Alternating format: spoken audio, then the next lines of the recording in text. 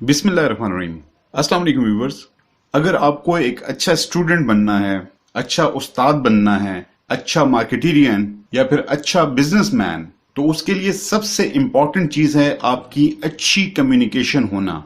अच्छी कम्युनिकेशन का हरगिज ये मतलब नहीं कि आपको अच्छी अंग्रेजी बोलना है, लेकिन इसका मतलब ये जरूर है कि जब आप किसी के साथ कम्युनिकेट कर रहे हो तो आप अपना मैसेज अक्रॉस द टेबल अच्छे तरीके से डिलीवर कर पाएं। वो चाहे अंग्रेजी में हो, उर्दू में हो, पश्तो में हो, पर्शियन में हो, किसी भी जबान में हो। लेकिन क्योंकि हमारे चैनल का मेन फोकस डिजिटल मार्केटिंग पे है, तो इसीलिए इसी चीज को माइंड में रखते हुए आपके लिए एक कंप्लीट इंग्लिश ग्रामर का कोर्स प्लान किया है, ताकि जब आप अपने लोकल बिजनेस को इंटरनेशनल कम्युनिटी के सामने लेके जाएंगे तो आपको एटलीस्ट अंग्रेजी की बेसिक नॉलेज होनी चाहिए। हम इस कोर्स को निहायत ही बेसिक लेवल से स्टार्ट करते हुए आपको इंग्लिश ग्रामर आसान तरीके से सिखाएंगे, और आई एम श्योर कि इस कोर्स को आप अच्छे तरीके से देखने और समझने के बाद आप अंग्रेजी को समझ भी सकेंगे, लिख भी सकेंगे और बोल भी सकेंगे। मेरी आप लोगों से रिक्वेस्ट है कि इस कोर्स को आप अपने घर के बच्चों के साथ, बड़ों के साथ, इवन बुजुर्गों के साथ, उन तमाम हजरात के साथ शेयर करें जो इंग्लिश लर्न करना चाहते हैं। राइट जी, तो स्टार्ट करते हैं। हमने इस कोर्स को लेसन वाइज डिवाइड किया हुआ है। जैसे ही एक लेसन खत्म होगा, दूसरे ही लेसन की स्लाइड का कलर चेंज हो जाएगा, ताकि आप आसानी से step by step English grammar को सीख सकें। तो आइए स्टार्ट करते हैं लेसन नंबर 1। लेसन नंबर 1 में हम पढ़ेंगे about letter, about vowel, consonant, then word, prefix, suffix, इसी तरह फ्रेज, सेंटेंस, और उसके साथ साथ हम डिटेल में देखेंगे सब्जेक्ट एंड प्रेडिकेट। तो लिहाजा फर्स्ट लेसन में हम इन तमाम चीजों को कवर करने वाले हैं। First of all, the first thing is letter. अगर आपसे कोई पूछे कि व्हाट इज अ लेटर या लेटर क्या है, एक लेटर के बारे में तो हम सब जानते हैं जिसे खत कहा जाता है, लेकिन apart from it all the alphabets from A to G, I mean A से लेके जेड तक जितने भी अल्फाबेट्स होते हैं उनको लेटर कहा जाता है। नेक्स्ट हमारे पास आते हैं वॉवल एंड कॉन्सोनेंट। तो लिहाजा कुछ मखसूस लेटर्स को डिस्टिंग्विश किया गया है, उनको डिवाइड किया गया है into vowels and consonants. For example A, E, I, O and U, इन तमाम लेटर्स को वॉवल्स कहा जाता है। And apart from these letters, बाकी जितने भी अल्फाबेट्स हैं या लेटर्स हैं उनको कॉन्सोनेंट्स कहते हैं। नेक्स्ट हम आते हैं word. What is a word? अगर हमें वर्ड को एक्सप्लेन या डिफाइन करना पड़े तो हम कहेंगे कि लेटर्स और alphabets combine to form a word. या इस तरह समझ लें कि दो या दो से ज्यादा लेटर्स जब आपस में मिलते हैं तो वर्ड बनता है। For example boy. बॉय एक वर्ड है, सो boy is a combination of 3 letters. Number 1 is B, second is O and the last one is Y. तो लिहाजा हम देख सकते हैं कि 3 अल्फाबेट्स इकट्ठे हुए तो उन्होंने एक वर्ड बना दिया। अब वर्ड के अंदर हमारे पास 2 और चीजें आती हैं। Number 1 is prefix and the another one is suffix. अब हम देखते हैं कि प्रीफिक्स क्या है और सफिक्स क्या है। जब भी हमारे पास एक वर्ड हो, फॉर एग्जाम्पल हम कहते हैं हैप्पी। अब हैप्पी एक वर्ड है, और अगर इसके स्टार्ट में एक और वर्ड लगा दिया जाए जिसकी वजह से ये एक नया वर्ड बन जाए, तो उस सूरत में जो स्टार्टिंग में वर्ड लगाया जाता है उसे हम प्रीफिक्स बोलते हैं। फॉर एग्जाम्पल अगर मैं हैप्पी के स्टार्ट में UN लगा देता हूं तो ये अनहैप्पी बन जाएगा। तो अब ये हैप्पी से खुश से ना खुश बन गया, अनहैप्पी बन गया। तो लिहाजा वर्ड की इस किस्म को हम प्रीफिक्स कहेंगे। इसी तरह सफिक्स में हम किसी भी वर्ड के आखिर में एक और वर्ड लगा के हम एक नया वर्ड बना देते हैं। फॉर एग्जाम्पल अगेन हम हैप्पी ही को देखते हैं। अगर हम हैप्पी के एंड पे ILY लिख दें तो ये बन जाएगा हैप्पीली। तो लिहाजा ये एक नया वर्ड है। हैप्पी मीन खुश और हैप्पीली मीन खुशी से। तो लिहाजा ये जो पोर्शन है इस नए वर्ड का ILY, इसे हम सफिक्स कहेंगे। राइट जी, लेसन नंबर 1 के थर्ड पॉइंट पे हम आते हैं, जो कि है फ्रेज। अब अगर आपको डिफाइन करना हो कि phrase, like what is phrase, तो लिहाजा इसका आंसर निहायत ही आसान है। Phrase is basically a combination of words. इसमें लफ्जों को इकट्ठा किया जाता है और एक फ्रेज को तश्कील किया जाता है।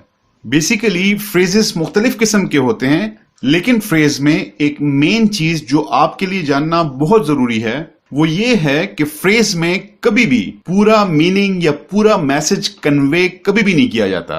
मैं आपको एग्जाम्पल देता हूं, on the road, in the rain. These are the two examples of the phrase. अब आप देख सकते हैं कि इन दोनों में कॉम्बिनेशन ऑफ वर्ड्स है। ऑन भी एक वर्ड है, द भी एक वर्ड है, रोड भी एक वर्ड है, और इसी तरह इन द रेन, ये भी अलग अलग वर्ड्स हैं। लेकिन इन दोनों एग्जाम्पल्स में हमें कंप्लीट मैसेज नहीं मिल रहा। For example, on the road, सड़क पर। अब सड़क पर क्या है या रोड पर क्या है हमें नहीं पता, क्योंकि कंप्लीट मैसेज नहीं मिल रहा। इसी तरह इन द रेन, बारिश में, इस एग्जाम्पल में भी हमें कंप्लीट मैसेज नहीं मिल रहा। अब बारिश में क्या है, बारिश में कौन है, हमें कोई आइडिया नहीं है। तो लिहाजा इस तरह के जितने भी एग्जाम्पल्स आपके सामने आएंगे उन्हें हम कहेंगे phrases. Phrase is a combination of words but it never gives you the complete message. Right जी, फर्स्ट लेसन के लास्ट में हम पढ़ेंगे sentence. What is a sentence? अगर आपसे पूछा जाए सेंटेंस क्या चीज है, सेंटेंस क्या होता है, सो sentence is basically is a combination of words like phrase. लेकिन फ्रेज और सेंटेंस में एक बेसिक डिफरेंस है, और वो डिफरेंस ये है कि सेंटेंस में आपको हमेशा कंप्लीट मैसेज मिलता है, और जबकि फ्रेज में आपको मुकम्मल मैसेज नहीं मिलता। बाकी phrase is also a combination of words and sentence is also a combination of words. For example, the car is on the road, और सेकेंड एग्जाम्पल है the boy is in the rain.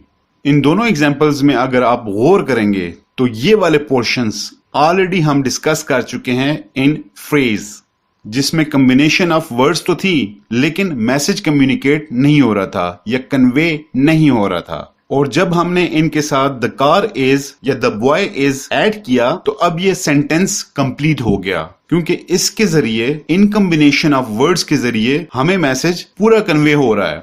The car is on the road, गाड़ी road पर है। The boy is in the rain, लड़का जो है वो बारिश में है। तो लिहाजा मैसेज कंप्लीट आ गया। एक और चीज मैं आपको बताना चाहूंगा कि phrase can be a part of a sentence. जैसा कि आप देख सकते हैं कि वो एक जुमले का हिस्सा हो सकता है, लेकिन a sentence can never be a part of a phrase. हम इंशाल्लाह सेंटेंस को नेक्स्ट लेसन में इन डिटेल डिस्कस करेंगे, लेकिन मैं इतना बताता चलूं कि एक बेसिक सेंटेंस के अंदर दो तरह की चीजें होती हैं। एक को हम कहते हैं subject and the other one is known as predicate. अब हम ये डिस्कस करेंगे कि सब्जेक्ट और प्रेडिकेट क्या होते हैं। अगर कोई भी एक सेंटेंस लिखा जाए, फॉर एग्जाम्पल, अ फान इज प्लकिंग द फ्लावर, इस सेंटेंस में हमेशा दो हिस्से होंगे। इवन कोई भी सेंटेंस हो उसमें दो हिस्से होंगे, एक होगा सब्जेक्ट और दूसरा होगा प्रेडिकेट। अब यह समझना बहुत जरूरी है कि सब्जेक्ट और प्रेडिकेट होते क्या हैं। Subject is basically the actor, the performer, the doer. जो काम करने वाला है उसको हम कहेंगे सब्जेक्ट। अब इस सेंटेंस में हम देख सकते हैं कि परफॉर्मर कौन है, Afan. So we can say the noun, the pronouns, these are actually the subjects. ये सब्जेक्ट्स होते हैं, और इनके अलावा बाकी सेंटेंस का जितना भी पोर्शन बच जाता है उसको कहा जाता है प्रेडिकेट।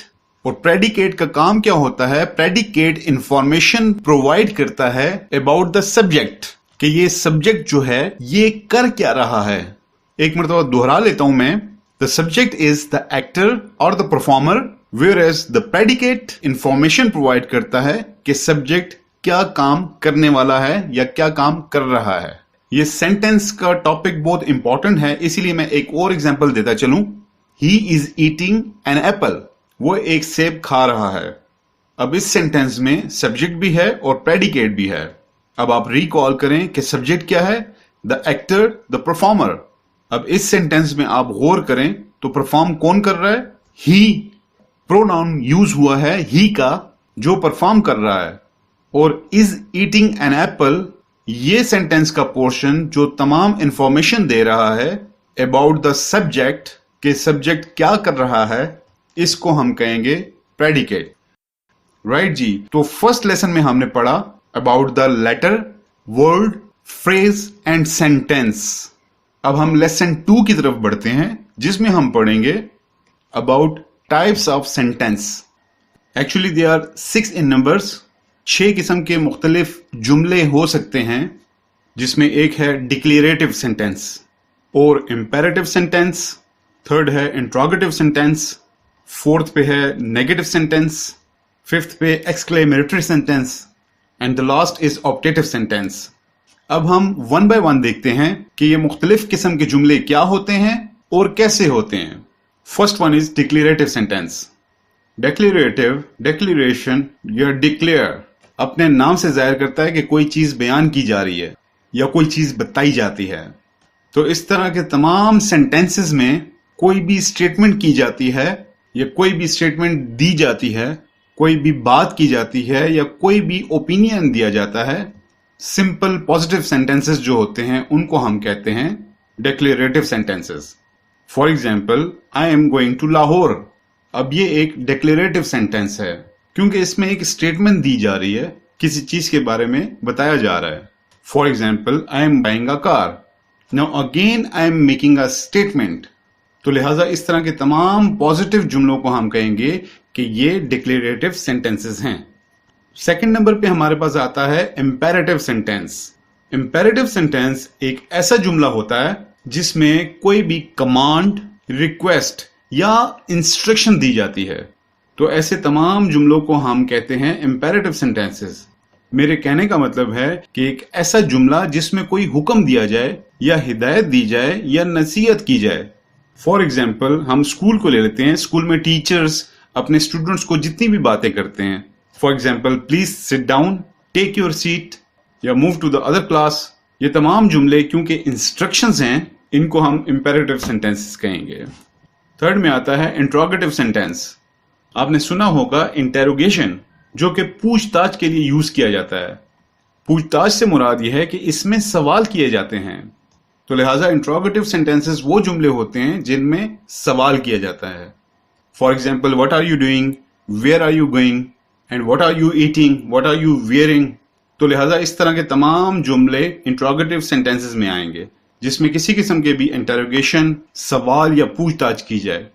तो लिहाजा जब भी आप कोई जुमला देखेंगे जिसमें कोई सवाल किया जाएगा तो उसको आप इंट्रोगेटिव सेंटेंस में लेंगे। फोर्थ नंबर पे आता है नेगेटिव सेंटेंस। नेगेटिव मीन मनफी, कोई भी ऐसा जुमला जिसमें इनकार किया जाए। तो लिहाजा ऐसे जुमले जिसमें किसी काम या किसी चीज से मना किया जाए उसको हम नेगेटिव सेंटेंस में लेंगे। For example, he is not going to Islamabad, I am not wearing his shoes, या he is not going with me. तो लिहाजा आप देख रहे हैं कि इन तमाम जुमलों में नॉट का इस्तेमाल या किसी बात का इनकार किया जा रहा है। फिफ्थ पे है एक्सक्लेमेटरी सेंटेंस। आपने अक्सर साइन ऑफ एक्सक्लेमेशन देखा होगा। अब साइन ऑफ एक्सक्लेमेशन आपको हमेशा एक्सक्लेमेटरी सेंटेंस में नजर आएगा, लेकिन सवाल ये पैदा होता है कि एक्सक्लेमेटरी सेंटेंस होता क्या है। जब भी किसी सेंटेंस में कोई strong feeling, it can be either of Joy और सॉरो, खुशी, गम या एक्साइटमेंट हो सकती है।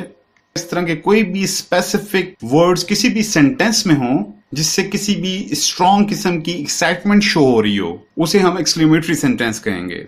For example, hurrah, we have won the match. ये एग्जाम्पल एक्सक्लेमेटरी सेंटेंस की इसलिए है क्योंकि इस सेंटेंस के शुरू में एक इंटरजेक्शन इस्तेमाल किया गया है, हुर्रा, जिससे अंदाजा होता है कि खुशी का इजहार हो रहा है या बहुत ज्यादा एक्साइटमेंट है। या मैं कहता हूं कि alas, we have failed the examination, कि हम लोग पेपर में फेल हो गए। या इलाज, ही हैज डाइड। अब इलाज जो है वो इंटरजेक्शन है, क्यों? क्योंकि ये एक गम की फीलिंग का इजहार कर रहा है। तो लिहाजा इस जुमले को हम एक्सक्लेमेटरी सेंटेंस कहेंगे। तो लिहाजा एक्सक्लेमेटरी सेंटेंस क्या है कि जब भी किसी जुमले में खुशी या गम की फीलिंग बताई जाए या इजहार किया जाए बाय यूजिंग एन इंटरजेक्शन, उसको हम एक्सक्लेमेटरी सेंटेंस कहेंगे। लास्ट में है ऑप्टेटिव सेंटेंस। किसी भी जुमले में विश का या ख्वाहिश का इजहार किया जाए या इवन दुआ की जाए तो वो तमाम जुमले ऑप्टेटिव सेंटेंस कहलाएंगे। May god bless you all, wish you a happy journey together या wish you a very successful married life. ये तमाम एग्जांपल्स ऑप्टेटिव सेंटेंसेस में आएंगे क्योंकि इसमें मैंने एक विश का इजहार किया है। जिस तरह हम मुसलमानों के फोत होने के बाद हम अक्सर दुआ मांगते हैं कि may his soul rest in peace. अब ये सेंटेंस आएगा ऑप्टेटिव सेंटेंस में क्योंकि इसमें प्रे की जा रही है, दुआ भी दी जा रही है। इस तरह के तमाम जुमले कहलाए जाएंगे एग्जाम्पल्स ऑफ ऑप्टेटिव सेंटेंस। मैं एक मरतबा दोबारा रिपीट कर देता हूं कि there are total 6 types of sentences. 6 तरह के जुमले होते हैं जिनके साथ इंटरेक्शन हो सकता है या आप इस्तेमाल कर सकते हैं। नंबर 1 इज डिक्लेरेटिव, जिसमें आप सिंपल स्टेटमेंट देते हैं। फिर इंपेरेटिव सेंटेंस हैं जिसमें कोई रिक्वेस्ट या कमांड इन्वॉल्व होती है। देन कम इंट्रोगेटिव, जिसमें आप कोई भी सवाल पूछते हैं। Then comes the negative sentence, जिसमें किसी भी चीज से मना किया जाता है, इनकार किया जाता है। फिर आता है हमारे पास एक्सक्लेमेटरी सेंटेंस, जिसमें खुशी या गम का बड़ी स्ट्रॉन्ग फीलिंग के साथ जो है इजहार किया जाता है। लास्ट में हमारे पास है ऑप्टेटिव सेंटेंस, जिसमें कोई विश या दुआ की जाए। ये था हमारा लेसन नंबर 2, जिसमें हमने टाइप्स ऑफ सेंटेंसेस पढ़े। यहां पे हमारा लेसन नंबर 2 खत्म होता है और अब हम जा रहे हैं लेसन नंबर 3 की तरफ। लेसन नंबर 3 में हम पार्ट्स ऑफ स्पीच पढ़ेंगे। पार्ट्स ऑफ स्पीच में सबसे पहले हम देखेंगे कि ये स्पीच है क्या। कोई भी बात, फॉर एग्जाम्पल अब मैं जिस तरह आपसे बात कर रहा हूं, ये एक स्पीच कहलाएगी। अब इस बात को, स्पीच को हमने मुख्तलिफ हिस्सों में डिवाइड किया है ताकि हमें मालूम हो सके कि कोई भी बात या कोई भी स्पीच जो होती है उसमें कौन कौन सी चीजें इन्वॉल्व होती हैं। हम किसी भी स्पीच को 8 या 8 पार्ट्स में डिवाइड करते हैं, जिनको हम पार्ट्स ऑफ स्पीच भी कहते हैं। इनमें सबसे पहले हमारे पास है नाउन, फिर pronoun, then adjective, verb, adverb, preposition, conjunction and the last is interjection. ये हमारे पास टोटल 8 पार्ट्स ऑफ स्पीच हैं। हम इनको 1 बाय 1 पढ़ेंगे और सीखने की कोशिश करेंगे। सबसे पहले हम डिस्कस कर लेते हैं noun. Noun is basically a naming word. Noun को अगर आपने डिफाइन करना है तो इसकी आसान तरीन डेफिनेशन वो ये है कि noun is a naming word. अब सवाल ये जहन में आता है कि नेमिंग वर्ड से क्या मुराद है। इसका एक सिंपल सा मतलब है कि जिस चीज का भी नाम होगा वो चीज नाउन होगी। अगर हम नाउन की ट्रेडिशनल डेफिनेशन की तरफ जाते हैं तो आपको याद होगा कि person, place, thing, animal, anything, basically जिस चीज का भी नाम होगा वो चीज होगी नाउन। अब जो चीज नाम रखती है तो वो नाउन होगी। तो इसका स्ट्रेट फॉरवर्ड मतलब ये बनता है कि हमारे इर्द गिर्द, सामने, कहीं पे भी जो चीज भी है वो नाउन है, क्योंकि हर चीज का एक नाम जरूर होता है। अब एक चीज माइंड में ये आती है कि इतनी मेजॉरिटी में जब नाउन्स हैं और अगर हम इनको डिफरेंशिएट या कैटेगराइज करना चाहें तो हमारे पास ऑप्शन जो है वो बहुत ज्यादा हो जाती है। तो लिहाजा हम कुछ नाउन्स की जो टाइप्स हैं, जिनकी हमने कैटेगरी की है, जो इंपॉर्टेंट हैं, उनको हम डिस्कस कर लेते हैं कि वो कौन कौन सी हैं। फर्स्ट में हमारे पास आता है प्रॉपर नाउन। प्रॉपर नाउन हम कहेंगे जितने भी स्पेसिफिक नाउन्स हैं या जितने भी पार्टिकुलर्स नाउन हैं या जितने भी खास किस्म के नाउन्स हैं उनको हम कहेंगे कि ये प्रॉपर नाउन्स हैं। For example Islamabad. अब Islamabad is a specific name, तो लिहाजा इस्लामाबाद प्रॉपर नाउन कहलाएगा। सिमिलरली हम कहते हैं कायद आजम मोहम्मद अली जिन्ना। अब ये आएंगे प्रॉपर नाउन की कैटेगरी के अंदर, क्योंकि ये स्पेसिफिक हैं और ये पर्टिकुलर हैं, इनकी एक खास आइडेंटिटी है। I mean there is only one Quaid Azam. इसी तरह इस्लामाबाद एक ही है, एक स्पेसिफिक शहर का नाम है। इस्लामाबाद के मुकाबले में अगर मैं सिटीज लिख लूं या कायद आजम के मुकाबले में मैं पीपल लिख लूं तो लिहाजा वो स्पेसिफिक नहीं रहेंगे, वो प्रॉपर नाउन नहीं रहेंगे। लेकिन क्योंकि मैंने स्पेसिफिकली नेम्स लिखे हैं तो इनकी स्पेसिफिक पहचान है, इस वजह से ये प्रॉपर नाउन में आएंगे। तो basically all the specific places, persons, things और प्रॉपर नाउन। अब हम डिस्कस करते हैं कॉमन नाउन। अब जिस तरह के इसका नाम से ही जाहिर है, कॉमन मीन आम। जितने भी ऑर्डिनरी नाउन्स हैं जिनके बारे में कोई खास बात ना हो या कोई खास चीज ना हो, स्पेसिफिक ना हो, उनको हम कहेंगे common nouns. Let's say city और कंट्री, इसी तरह man, book. Now these are all the examples of common noun. क्योंकि मैंने लिखा city, now there are so many cities in the world, तो लिहाजा इसमें कोई खास बात नहीं है, मैं किसी तरीके से इसको स्पेसिफाई नहीं कर सकता। सिमिलरली कंट्री हो गया, मैन, बुक, ये सारे कॉमन नाउन में आते हैं। नेक्स्ट आता है कलेक्टिव नाउन। कलेक्टिव मीन, जिस तरह नाम से जाहिर है कि कोई चीज इकट्ठी हुई होगी। अब कलेक्टिव नाउन में आप हमेशा क्या देखेंगे कि nouns in a gather mode. मेरा कहने का मतलब है मुख्तलिफ नाउन्स मिलकर एक चीज बना देंगे, एक सिंगुलर चीज बना देंगे, लेकिन ये अंडरस्टूड होगा कि इसमें बहुत सारे नाउन्स इंक्लूडेड हैं। फॉर एग्जाम्पल नेशन, इसी तरह टीम। अब हम नेशन को ले लेते हैं। नेशन का मतलब है कौम। ये एक सिंगल वर्ड है, लेकिन आप मुझसे एग्री करेंगे कि एक बंदे की कौम नहीं होती, या फिर कोई एक बंदा ये क्लेम नहीं कर सकता कि आई एम अ नेशन। तो लिहाजा ये अंडरस्टूड है कि there are more than one, कि एक बंदे से ज्यादा लोग होंगे। फिर है टीम। टीम में भी दो या दो से ज्यादा लोगों की टीम होती है, लेकिन नाम एक यूज किया जाता है, टीम, क्योंकि इसके अंदर एक से ज्यादा नाउन इन्वॉल्व होते हैं। तो लिहाजा इस तरह के तमाम नाउन्स को हम कलेक्टिव नाउन्स कहते हैं। इसी तरह बुके हो गया, वर्ड तो एक है बुके, लेकिन इसमें बहुत सारे फ्लावर्स होंगे। क्राउड हो गया, एक्सेट्रा एक्सेट्रा। नेक्स्ट में हमारे पास आता है एब्स्ट्रैक्ट नाउन। अब ये नाउन बड़े ही इंटरेस्टिंग है, क्योंकि इन नाउन्स का कोई फिजिकल स्ट्रक्चर होना जरूरी नहीं है। इसी तरह इन नाउन्स का आपको नजर आना भी जरूरी नहीं है, पर ये नाउन्स हैं, ये चीजें एग्जिस्ट करती हैं। These are mostly your thoughts, your concepts, your feelings, your emotions. आपके जज्बात हैं, आपके एहसासात हैं, या फिर आपकी सोच है। ये सारी चीजें एब्स्ट्रैक्ट नाउन में आती हैं। मैं आपको एग्जाम्पल देता हूं। जिस तरीके से आप कहते हो फियर है, जॉय है, या ग्रीफ है, सॉरो है, ये सारी चीजें एब्स्ट्रैक्ट नाउन में आती हैं। क्यों? लेट्स से फियर, डर के बारे में बात करते हैं। क्या आपने फियर को रियलिटी में या स्ट्रक्चर में देखा है, या आप इसको छूने के काबिल हुए? इसी तरह जॉय, खुशी। अब ये खुशी जो है वो किसी बंदे की बॉडी लैंग्वेज से तो पता चल रहा है, लेकिन आपने कभी उसको छूने या उससे खींचने की कोशिश की? या इसी तरह एक खुशबू है, आप स्मेल तो कर सकते हैं, लेकिन इन रियलिटी क्या आप खुशबू को देख सकते हैं? नहीं देख सकते, लेकिन ये सारी चीजें एग्जिस्ट तो करती हैं। इसी तरह किसी भी पर्सन की कोई भी क्वालिटी हो सकती है। कोई बंदा ब्रेव हो सकता है, या कोई बंदा ऑनेस्ट हो सकता है, या बहुत सारे लोग ऑनेस्ट होते हैं। इन सारी चीजों का कोई फिजिकल स्ट्रक्चर नहीं होता। इन फीलिंग्स को, इन एहसासात को एब्स्ट्रैक्ट नाउन्स कहते हैं। इसके बाद आता है मटेरियल नाउन। अब अगेन नाम खुद बता रहा है कि ये किस किस्म की चीज होगी। आई मीन कोई भी मटेरियल हो सकता है, कोई भी ठोस चीज हो सकती है। Let's say gold, silver, would, iron, etcetera etcetera. तो लिहाजा वो तमाम चीजें जिनका एक फिजिकल स्ट्रक्चर, जो ठोस हालत में पाई जाती हैं, उनको हम मटेरियल नाउन कहेंगे। इसके बाद हम जिस नाउन के बारे में बात करेंगे वो है countable noun. Countable noun means ऐसे तमाम नाउन जिनको आप गिन सकें। फॉर एग्जाम्पल आप कहते हैं एप्पल्स, पेन्स, बुक्स। अब ये सारी वो चीजें हैं जिन्हें हम काउंट कर सकते हैं। इनके मुकाबले में एक और नाउन होता है जिन्हें हम कहते हैं uncountable nouns.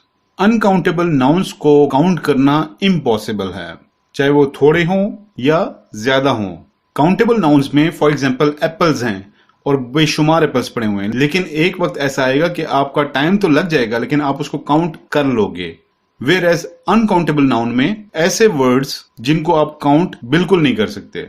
For example salt, floor या वाटर, क्या आप इनको गिन सकते हैं? ये वो नाउन है जिनको काउंट नहीं किया जा सकता।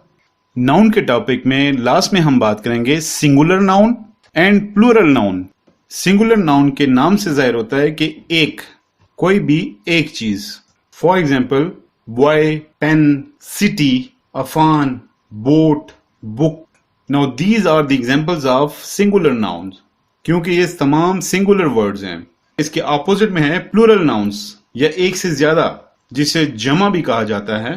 तो ऑब्वियसली इन्हीं को आप कर दें बॉय से boys, pens, cities, books, etc. तो ये तमाम बन जाएंगे प्लूरल नाउन्स। तो ये थे कुछ इंपॉर्टेंट एग्जाम्पल्स ऑफ नाउन्स। अब हमारे पास पार्ट्स ऑफ स्पीच में सेकंड नंबर पे जो चीज आती है उसे हम कहते हैं प्रोनाउन। प्रोनाउन क्या होता है? Pronoun basically these are the words which are used instead of nouns. ये ऐसे अल्फाज हैं जो कि नाउन की जगह पे इस्तेमाल किए जाते हैं। मैं सबसे पहले आपको एक सेंटेंस के जरिए समझाने की कोशिश करता हूं, उसके बाद I will give you the actual example of pronoun. वो सेंटेंस ये है कि अफान इज गोइंग टू बाजार। हमने जिस तरह नाउन पढ़ा है तो लिहाजा ये अफान जो है दिस इज अ नाउन। अब इसी सेंटेंस को अगर मैं इस तरह लिखता हूं कि ही इज गोइंग टू बाजार, अब आपने देखा कि अफान की जगह किसने ले ली? ही ने। Therefore I will say he is a pronoun, क्योंकि ही अफान की जगह इस्तेमाल हुआ। अब ये एक आंसर भी हो सकता है किसी सवाल का। फॉर एग्जाम्पल किसी ने पूछा कि वेयर इज अफान गोइंग, तो आंसर में ये दोनों पॉसिबिलिटीज थी कि दोनों जवाबात हो सकते थे। Number 1 Afan is going to bazaar, या फिर ऐसा भी हो सकता है कि ही इज गोइंग टू बाजार। दोनों में अफान को चेंज करके ही आया, यानी नाउन की जगह प्रोनाउन ने ली, फिर भी आंसर या the meaning of the answer is same, वो वैसे का वैसा ही रहा। सो प्रोनाउन क्या है? प्रोनाउन ऐसे अल्फाज जो नाउन की जगह पर इस्तेमाल कर लिए जाएं, उनको हम कहते हैं दीज आर प्रोनाउन्स। तो लिहाजा he, she, it, I, we, you, they, ये तमाम जितने भी वर्ड्स हैं ये हैं प्रोनाउंस। अब प्रोनाउन बाय इटसेल्फ हमने थोड़ा सा इसको कैटेगराइज किया है into first person pronoun, second person pronoun और इसी तरह third person pronoun. First person, second person और थर्ड पर्सन को समझने के लिए एक आसान तरीका मैं आप लोगों को बताता हूं। First person is always the speaker, I mean बात करने वाला। Now I am the first person, मैं हूं बात करने वाला। देखें अब मैंने अपने लिए कैसे वर्ड्स यूज किए हैं। मैं, मेरा, अपने, मैं, जिस तरह के आई, मी, माई, माई सेल्फ, वी, अस, ये सारे वर्ड्स जो हैं वो फर्स्ट पर्सन प्रोनाउंस में आएंगे, क्योंकि ये जो कन्वर्सेशन कर रहा है ये वो कहेगा, ये उसके मुंह से निकलेंगे। सेकंड पर्सन कौन है? सेकंड पर्सन आप हैं। मैं आपसे बात कर रहा हूं, आपसे मेरी बातचीत हो रही है, तो मैं आपके लिए क्या वर्ड यूज करूंगा? यू, योर, आपका, आप, यही अल्फाज इस्तेमाल होंगे ना। तो लिहाजा सेकंड पर्सन वो होता है जिसके साथ बात की जा रही हो। Means you, your, yours, yourself, these are all the examples of second person pronouns, जिसके साथ बात की जा रही हो। और थर्ड पर्सन कौन होगा? ये वो शख्स या जगह होगी जिसके बारे में हम बात कर रहे होंगे। Suppose we have a mutual friend and we are talking about him. Now again देखिए मैंने यूज किया him, यानी उसके बारे में। तो उसके लिए हम क्या यूज करते हैं? he, she, it, they, themselves, इस तरह के वर्ड्स। तो लिहाजा first, second, third person pronounce क्या हैं वो आई एम श्योर आपको क्लियर हो गए होंगे। फर्स्ट पर्सन बात करने वाला, सेकंड पर्सन बात सुनने वाला और थर्ड पर्सन जिसके बारे में बात की गई हो। आगे हम पढ़ते हैं एडजेक्टिव्स। एडजेक्टिव्स बेसिकली ऐसे अल्फाज होते हैं जिनका इस्तेमाल किया जाता है नाउन को एलेबोरेट करने के लिए, या फिर नाउन के मीनिंग को क्वालिफाई करने के लिए, या उसमें कुछ ऐड करने के लिए। एक एग्जाम्पल की मदद से समझने की कोशिश करते हैं। एक सेंटेंस लिखते हैं, दिस इज अ कार, ये एक गाड़ी है। अब आपको मालूम हो चुका है कि इस सेंटेंस में कार एक नाउन है। अब इसी जुमले को मैं इस तरह लिखता हूं कि this is a beautiful car. अब जिस तरह की कार एक नाउन है, अब इस कार से पहले एक नया वर्ड मैंने यूज किया ब्यूटीफुल। अब ब्यूटीफुल एक एडजेक्टिव है क्योंकि इसने इलेबोरेट किया कार को। पहले आप बता रहे थे कि ये एक गाड़ी है, अब आप बता रहे हैं कि ये एक खूबसूरत गाड़ी है। तो लिहाजा इस ब्यूटीफुल ने कुछ ऐड किया इस नाउन के मीनिंग में। तो लिहाजा एडजेक्टिव्स वो वर्ड्स होते हैं जो कि नाउन को ज्यादा अच्छे अंदाज में बताने के लिए हेल्पफुल होते हैं। अब अगर हम एडजेक्टिव्स को ज्यादा डिटेल में देखते हैं तो एडजेक्टिव्स की बेसिकली 3 किस्म की डिग्रीज होती हैं। Number 1 is positive, second is comparative and the last one is superlative. ये 3 डिग्रीज इस्तेमाल की जाती हैं। अब पॉजिटिव डिग्री जिसमें हम बिग को इस्तेमाल कर सकते हैं। Second is comparative. अब कंपैरेटिव नाम से जाहिर है कि आपने किसी चीज का कंपैरिजन करना है, तो आप इस डिग्री का इस्तेमाल करेंगे। अब बिग की कंपैरेटिव डिग्री क्या होगी? बिगर। ये डिग्री उस वक्त यूज होती है कि जब आप 2 चीजों में कंपैरिजन कर रहे होते हैं। For example, this box is bigger than that box. अब इसमें आप क्या कर रहे हैं कि 2 बॉक्सेस हैं और उनको आप कंपेयर कर रहे हैं, लेकिन स्टिल ये एडजेक्टिव ही है। थर्ड में है सुपरलेटिव। सुपरलेटिव नाम से ही जाहिर है कि सबसे बड़ा या सबसे खास। अब बिग की सुपरलेटिव डिग्री जो होगी वो होगी बिगेस्ट। एडजेक्टिव्स में सुपरलेटिव डिग्री आप तब यूज करते हैं जब विनर अनाउंस करना होता है। अब इनकी एग्जांपल्स को इस तरह देख लेते हैं कि जो पॉजिटिव एडजेक्टिव था उसमें आपने कहा this is a big box, और जब हम कंपैरेटिव डिग्री को यूज करते हैं तो उसमें हम ये कहते हैं कि black box is bigger than white box. और एट द सेम टाइम जब आपको एक ब्राउन कलर का बॉक्स नजर आता है जिसको आपने विनर डिक्लेयर करना है, तो वहां पे आप सुपरलेटिव डिग्री को यूज करते हुए आप ये कहते हैं कि brown box is biggest one from white and black box. Right जी। तो एडजेक्टिव को हम थोड़ा सा रिपीट करते हैं ताकि आपको और ज्यादा अच्छे तरीके से समझ आ जाए। एडजेक्टिव्स ऐसे अल्फाज होते हैं जिनको हम नाउन्स के साथ ऐड करते हैं ताकि नाउन के मीनिंग को एलेबोरेट किया जा सके और वाजे किया जा सके, नाउन के बारे में कुछ बताया जा सके। और इसकी 3 डिग्रीज होती हैं, पॉजिटिव, कंपैरेटिव और सुपरलेटिव। अब हम मूव करते हैं वर्ब की तरफ। वर्ब क्या है? Verb is basically an action word. कोई भी वर्ड जो एक्शन शो करे, किसी भी काम का करना, होना या सहना, वो वर्ब कहलाता है। A word which shows any kind of action.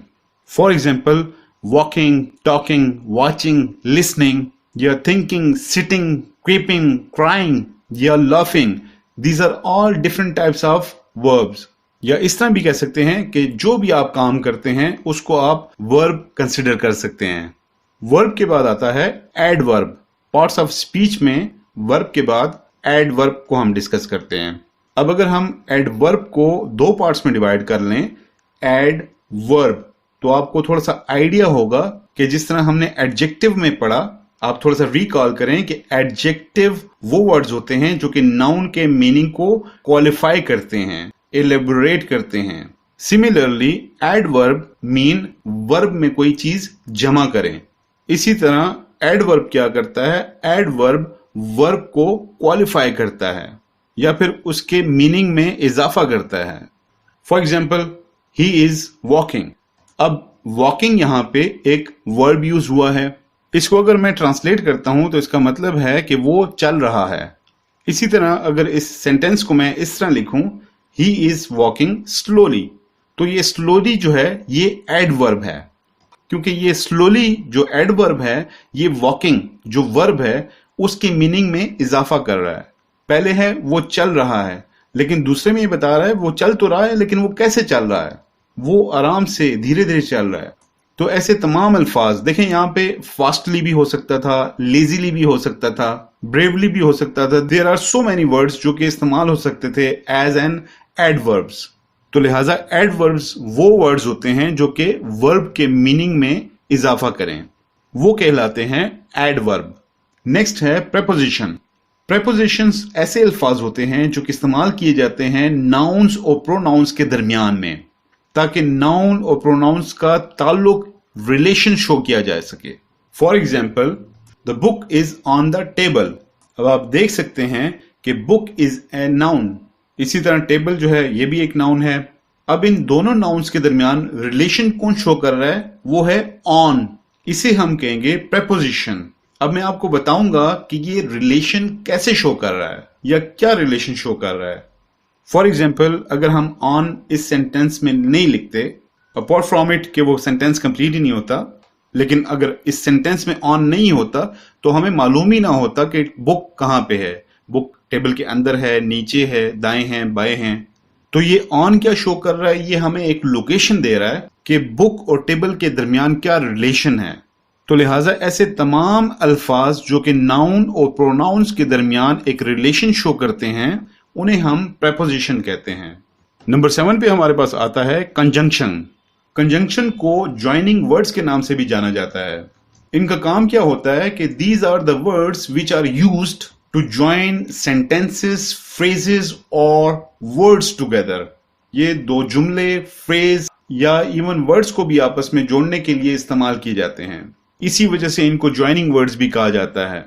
Conjunction को एक सेंटेंस के जरिए समझने की कोशिश करते हैं। For example, I am going to bazaar but I will be back soon. तो लिहाजा इस पूरे सेंटेंस में हम पहला जुमला अगर हम कंसिडर करें, आई एम गोइंग टू बाजार एज सेंटेंस 1 और सेंटेंस 2 हम कंसिडर करते हैं आई विल बी बैक सून। अब आप देख रहे हैं कि आई एम गोइंग टू बाजार, this is a complete sentence, and the second one is I will be back सून। ये दोनों कंप्लीट जुमले हैं। अब इन दोनों को एक वर्ड आपस में जोड़ रहा है बट, तो लिहाजा इस वर्ड को हम कहेंगे ये कंजंक्शन है। तो लिहाजा कंजंक्शन हम किसे कहते हैं? कंजंक्शन वो वर्ड होता है कि दो वर्ड्स या दो जुमलों को आपस में जोड़ने के लिए इस्तेमाल किए जाते हैं। अब बहुत सारे कंजंक्शन वर्ड्स हैं, बट है, बिकॉज है, ऑफ है, बिफोर है, आफ्टर है, वगैरह वगैरह। इसमें एक और चीज भी माइंड में रखिएगा कि बहुत सारे प्रेपोजिशंस जो होते हैं वो भी एज कंजंक्शन यूज हो सकते हैं। लेसन नंबर 3 यानी कि पार्ट्स ऑफ स्पीच के जो लास्ट में आता है, number 8 last but not the least, interjection. Interjection ऐसे तमाम अल्फाज को कहते हैं जो हमारी सडन इमोशंस को या फिर फीलिंग्स को शो करते हैं। These are the words which are used to show our sudden emotions or feelings. एक ही लफ्ज के इस्तेमाल से हमारी जो फीलिंग है उसका इजहार हो सकता है। फॉर एग्जाम्पल, अलास, ये एक इंटरजेक्शन है। हुर्रा, अलास बेसिकली गम के लिए इस्तेमाल होता है और हुर्रा जो है वो खुशी के वक्त इस्तेमाल होता है। Even ouch is also an interjection, ये भी इंटरजेक्शन के तौर पे इस्तेमाल होता है क्योंकि ये भी आपकी सडन फीलिंग्स को बताता है। राइट जी, इसके साथ ही हमारा लेसन नंबर 3 कंप्लीट होता है जिसमें हमने सीखा noun, pronoun, adjective, verb, adverb, preposition, conjunction और लास्ट में इंटरजेक्शन। अब हम बढ़ते हैं अपने लेसन नंबर 4 की तरफ जिसमें हम पढ़ेंगे टेंसेस के बारे में। टेंसेस बेसिकली ग्रामर में निहायत ही अहम चीज हैं। टेंसेस कहते किसे हैं? टेंसेस बेसिकली कहते हैं जमानों को। टेंस मीन जमाना। अब जमाना या वक्त ये कितनी किस्म का हो सकता है? ये बेसिकली 3 किस्म का होता है। एक जो गुजर चुका जिसे हम माजी कहते हैं उसको पास्ट टेंस कहा जाता है, और दूसरा जो अभी है हाल उसे हम प्रेजेंट टेंस कहते हैं, और तीसरा वो जो आने वाला है मुस्तकबिल जिसे हम फ्यूचर टेंस कहते हैं। अब इन तमाम टेंसेस को फर्दर 4 और टेंसेस में डिवाइड किया गया है जो कि इंडेफिनिट टेंस है, कॉन्टिन्यूअस टेंस है, परफेक्ट टेंस है और परफेक्ट कॉन्टिन्यूअस टेंस है। तो हम इन सारों के साथ 1 बाय 1 इन टेंसेस को डिस्कस करेंगे। मिसाल के तौर पे प्रेजेंट टेंस को हम इंडेफिनिट टेंस के साथ, कॉन्टिन्यूअस के साथ, परफेक्ट टेंस और परफेक्ट कॉन्टिन्यूअस टेंस के साथ डिस्कस करेंगे। इन तमाम टेंसेस को हम 1 बाय 1 इन डिटेल इसलिए भी डिस्कस करेंगे ताकि जिस वक्त आप एक टेंस को ट्रांसलेट करना चाहें तो आपको मालूम होना चाहिए कि मैं इस टेंस को किस तरीके के साथ ट्रांसलेट कर सकता हूं, और आपको यह भी मालूम हो कि इनमें कौन से हेल्पिंग वर्ब इस्तेमाल होते हैं और इनमें कौन से डूज एंड डोंट्स हैं, या फिर कौन से हेल्पिंग वर्ब्स किन प्रेपोजिशंस के साथ लगते हैं। तो ये सारी चीजें हम इन डिटेल डिस्कस करेंगे। पहला टेंस जो हम डिटेल में डिस्कस करेंगे वो है प्रेजेंट इंडेफिनिट टेंस। इसमें हम देखेंगे कि प्रेजेंट इंडेफिनिट टेंस होता क्या है, इसको ट्रांसलेट कैसे किया जाता है और इसमें कौन कौन से रूल्स हमने फॉलो करने होते हैं। तो अगर आप ये जानना चाहते हैं कि एक सेंटेंस उर्दू में लिखा हुआ है और आपको उसकी पहचान करनी है कि कैसे पता चलेगा कि ये प्रेजेंट इंडेफिनिट टेंस है, क्योंकि नॉर्मली हम लोगों के जो सिलेबस या करिकुलम है उसमें ट्रांसलेशन एक बहुत अहम चीज होती है। तो उर्दू में इसकी निशानियां ये हैं कि सेंटेंस के आखिर में लिखा हुआ नजर आएगा ता है, ती है, ते हैं या ता हूं। जिस तरह हम ये कह सकते हैं कि मैं खाना खाता हूं, मैं स्कूल जाता हूं, बच्चे क्रिकेट खेलते हैं या हम गाड़ी चलाते हैं। इस तरह के तमाम जुमले प्रेजेंट इंडेफिनिट टेंस की कैटेगरी में आते हैं। अब हम आते हैं थोड़ा सा रूल्स की तरफ कि वो कौन कौन सी चीजें हैं जिनका हमें ख्याल रखना है जिस वक्त हम किसी सेंटेंस को कन्वर्ट कर रहे हैं या ट्रांसलेट कर रहे हैं कि वो प्रेजेंट इंडेफिनिट टेंस में पाया जाता है। तो अगर मैं रूल्स की बात करूं तो इसमें हमेशा हमारे पास पहला रूल ये आएगा कि इसमें हमेशा वर्ब की फर्स्ट फॉर्म यूज होगी। द नेक्स्ट रूल इज कि अगर हम इसके हेल्पिंग वर्ब्स की बात करें वो है डू एंड डज। इसमें दो हेल्पिंग वर्ब्स इस्तेमाल किए जाते हैं। अब एक और बात मैं आपको बताता चलूं कि प्रेजेंट इंडेफिनिट टेंस में कभी भी जो पॉजिटिव सेंटेंस हैं या स्टेटमेंट सेंटेंस हैं उसमें आप हेल्पिंग वर्ब्स का इस्तेमाल कभी भी नहीं करते। इसको हम बाद में डिटेल में डिस्कस कर लेते हैं। इसके अलावा एक और चीज मैं आपको बताता चलूं वो ये है कि प्रेजेंट इंडेफिनिट टेंस में आप वर्ब के बाद एस या ईएस का इजाफा करते हैं। फॉर एग्जाम्पल आपके सेंटेंस में अगर वॉक है तो आप वॉक्स करेंगे, अगर ईट है तो ईट्स करेंगे, सिंग है तो सिंग्स करेंगे, ड्रिंक है तो ड्रिंक्स करेंगे। लेकिन इसकी एक शर्त है, वो ये है कि the sentence has to be positive. Sentence का पॉजिटिव होना बहुत जरूरी है और उसके अलावा ही, शी, इट और singular nouns. I mean to say कि जुमले के शुरू में ही, शी, इट यानी कि third person pronouns apart from they और सिंगुलर नाउन। सिंगुलर नाउन के बारे में मैं स्टार्ट में बता चुका हूं कि कोई भी एक नाउन, फॉर एग्जाम्पल अफान या कोई भी नाम हो सकता है किसी भी इंडिविजुअल का। इसी तरह बुक है, ट्री है, कार है, कोई भी चीज, ये सारे कहलाए जाते हैं सिंगुलर नाउन। जुमले के शुरू में कोई भी प्रोनाउन या कोई भी सिंगुलर नाउन है तो आपने वर्ब के बाद एस या ईएस लगा देना है। यानी वॉक है तो वॉक्स हो जाएगा, ईट है तो ईट्स हो जाएगा। लेकिन अगर जुमले के शुरू में आई, वी, यू, दे या प्लूरल नाउन मीन्स एक से ज्यादा नाम आते हैं तो आप वर्ब के बाद एस या ईएस नहीं लगाते। फॉर एग्जाम्पल अगर मैं एक जुमला कहता हूं वो पानी पीता है, अब देखें इस जुमले में ता है आता है। ता है की वजह से हमें मालूम हो गया कि ये प्रेजेंट इंडेफिनिट टेंस है। तो लिहाजा इस जुमले को हम इस तरह लिखेंगे ही ड्रिंक्स वाटर, वो पानी पीता है। अब आप देख सकते हैं कि मैंने ड्रिंक के आगे एस का इजाफा किया। उसकी वजह यह है कि शुरू में मैंने ही यूज किया था। इसी तरह अगर हम दूसरा जुमला लिखते हैं आई ड्रिंक वाटर, इसमें मैंने एस नहीं लिखा क्योंकि इसमें स्टार्ट आई से हो रहा है। अब हम आते हैं हेल्पिंग वर्ब्स की तरफ। जिस तरह कि आप जान चुके हैं कि इस टेंस के दो हेल्पिंग वर्ब्स हैं, डू एंड डज। अब सोचने की बात यह है कि डू या डज सिंपल सेंटेंसेस में या पॉजिटिव सेंटेंसेस में अगर इस्तेमाल नहीं होते तो ये हेल्पिंग वर्ब्स हैं क्यों? तो उसके जवाब यह है कि ये हेल्पिंग वर्ब्स इस्तेमाल होते हैं लेकिन नेगेटिव या इंट्रोगेटिव सेंटेंसेस के अंदर। मैं ऑलरेडी बता चुका हूं कि नेगेटिव सेंटेंसेस वो होते हैं, मनफी जुमले वो होते हैं जिसमें किसी चीज का इनकार किया जाए, और इंट्रोगेटिव हम बोलते हैं सवालिया जुमलों को जिसमें कोई ना कोई सवाल पूछा जा रहा हो। उस सूरत में ये हेल्पिंग वर्ब्स इस्तेमाल किए जाते हैं। अब हम ये देखेंगे कि ये हेल्पिंग वर्ब्स कौन से प्रोनाउंस और नाउन्स के साथ इस्तेमाल होते हैं। तो पहले डिस्कस करते हैं डज। डज आता है ही, शी, इट और किसी भी सिंगुलर नाउन के साथ, और डू इस्तेमाल किया जाता है आई, वी, यू, दे और प्लूरल नाउन्स के साथ।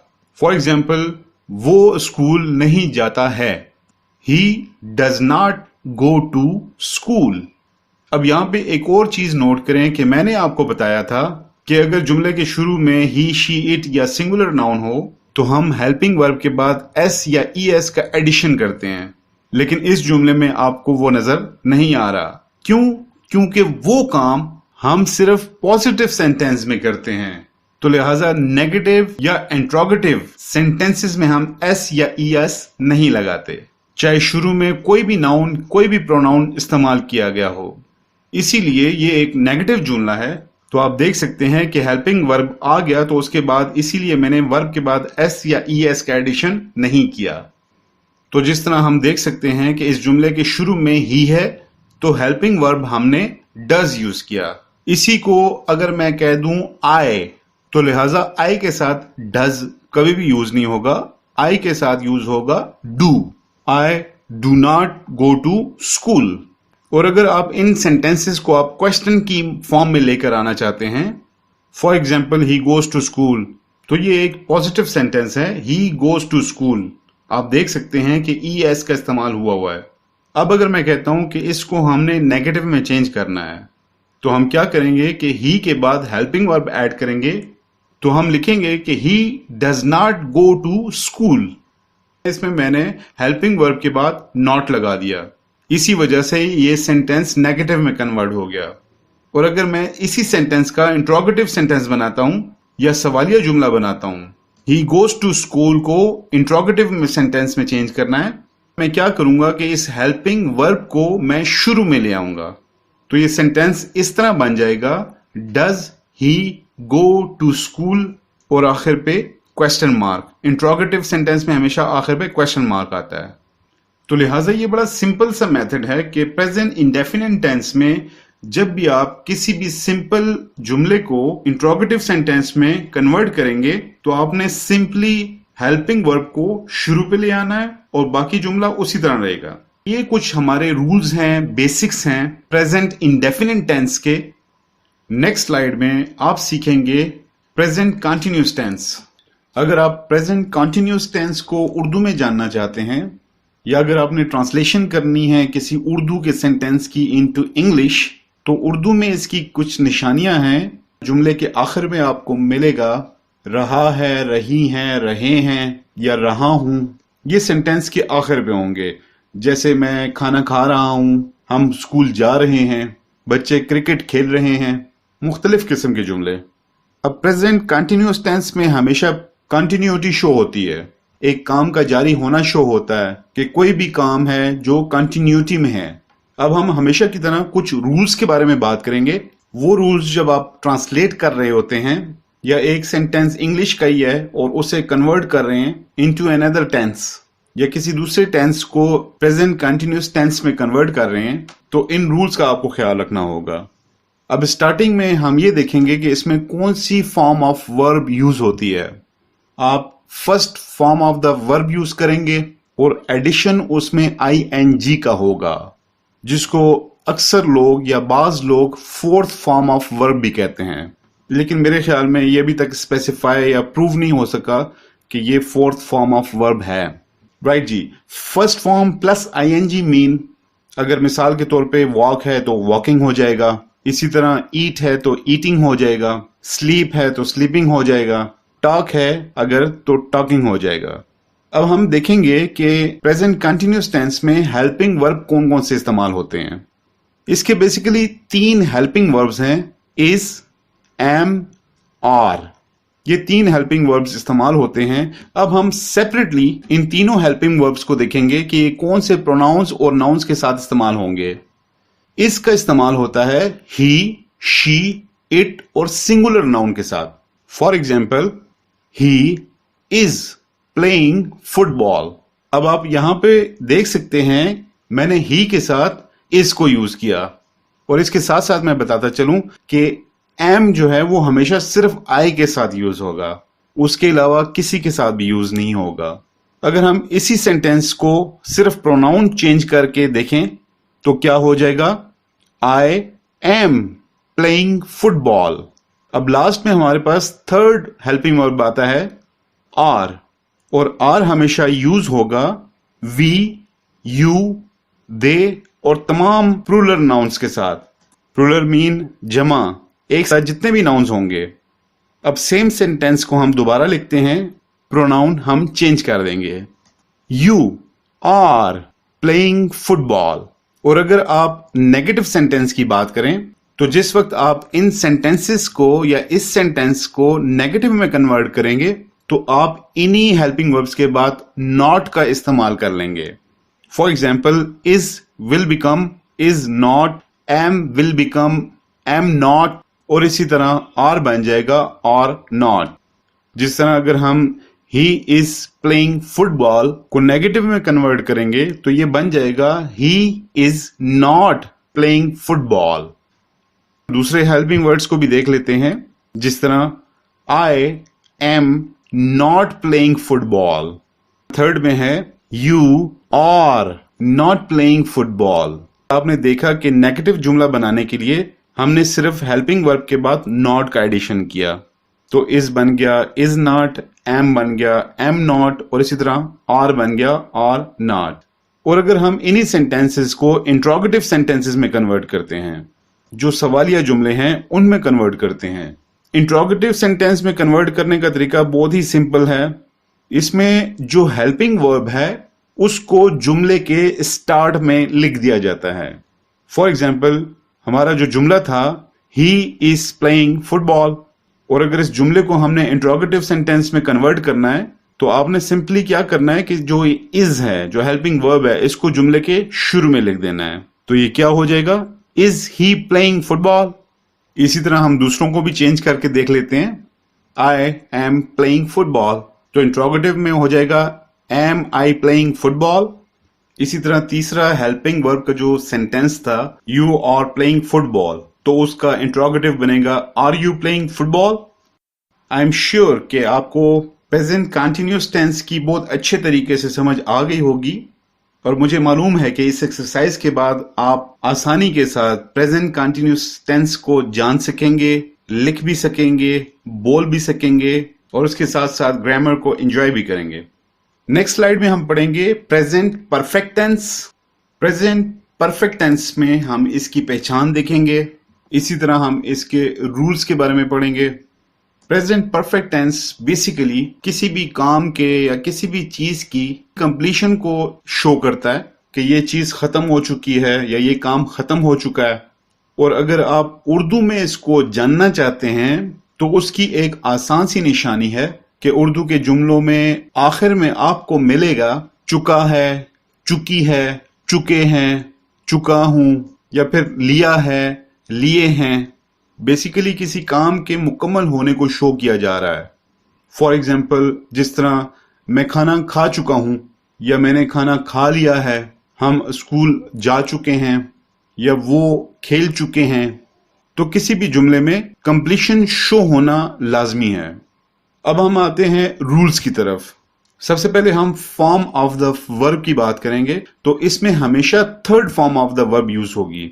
फॉर एग्जाम्पल, ईट है तो ईटन हो जाएगा, स्लीप है तो स्लेप्ट हो जाएगा, इसी तरह वॉक है तो वॉक्ड हो जाएगा। Means third form of the verb इस्तेमाल होगी। फिर आते हैं इसके हेल्पिंग वर्ब्स। हेल्पिंग वर्ब्स इसके दो हैं, एक है हैज और दूसरा है हैव। अब हम देखेंगे कि हैज कौन से प्रोनाउंस और नाउन्स के साथ इस्तेमाल होगा।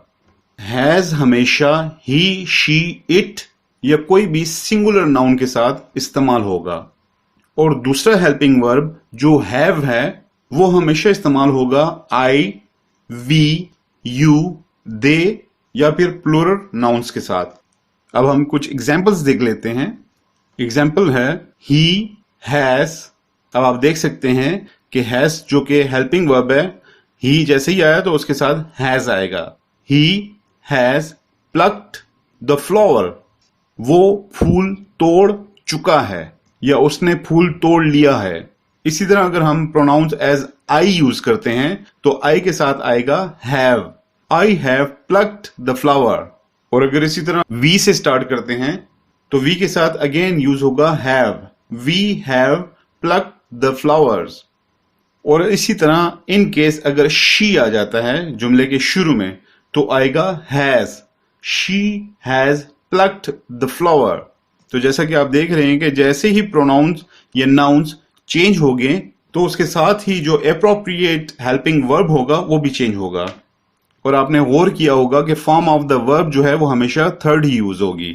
एक बात हमेशा याद रखिएगा कि जितने भी सिंपल परफेक्ट टेंसेस हैं तो उनमें हमेशा third form of the verb he use होगी। अब हम देखेंगे कि प्रेजेंट परफेक्ट टेंस के नेगेटिव सेंटेंसेस बनाते वक्त हमें क्या करना होगा। तो अगेन आप बहुत आसानी के साथ इन्हीं जुमलों को नेगेटिव सेंटेंसेस में कन्वर्ट कर देंगे। अगर हम उसी सेंटेंस को लें, for example he has plucked the flower, तो नेगेटिव सेंटेंस बनाते हुए आपने सिंपली हेल्पिंग वर्ब के बाद नॉट का इजाफा करना होगा। तो ये बन जाएगा he has not plucked the flower, या मैं कह लेता हूं आई have not plucked the flower. अब लास्ट में हम देखेंगे कि अगर इन्हीं सेंटेंसेस को इंट्रोगेटिव सेंटेंसेस में कन्वर्ट करेंगे तो हमें क्या करना होगा। तो गाइज, इंट्रोगेटिव में बहुत ही आसान काम है कि आप हेल्पिंग वर्ब को सेंटेंस के शुरू में ले आते हैं तो वो इंट्रोगेटिव सेंटेंस बन जाता है। अब जिस तरह सिंपल सेंटेंस है कि he has plucked the flower, कि वो फूल तोड़ चुका है, इसी तरह अगर मैं दूसरा हेल्पिंग वर्ब भी यूज करूं तो जो हमारे पास सेंटेंस था I have plucked the flower, और अगर आपको कोई कहता है कि इन सेंटेंसेस को इंट्रोगेटिव में कन्वर्ट करें, इन हेल्पिंग वर्ब्स को आप स्टार्ट में ले आएं, तो ये इजीली इंट्रोगेटिव में कन्वर्ट हो जाएंगे। For example, has he plucked the flower, और इसी तरह have I plucked the flower. Next slide में हम पढ़ेंगे present perfect continuous tense. Present perfect continuous tense की उर्दू में अगर आपको निशानी जाननी है तो सेंटेंस के आखिर में हमेशा आपको मिलेगा ता रहा है, ती रही हैं, ते रहे हैं, या फिर ता रहा हूं।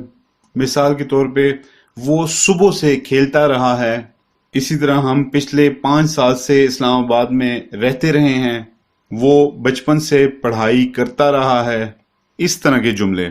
और इसके अलावा in addition to that there will be another thing.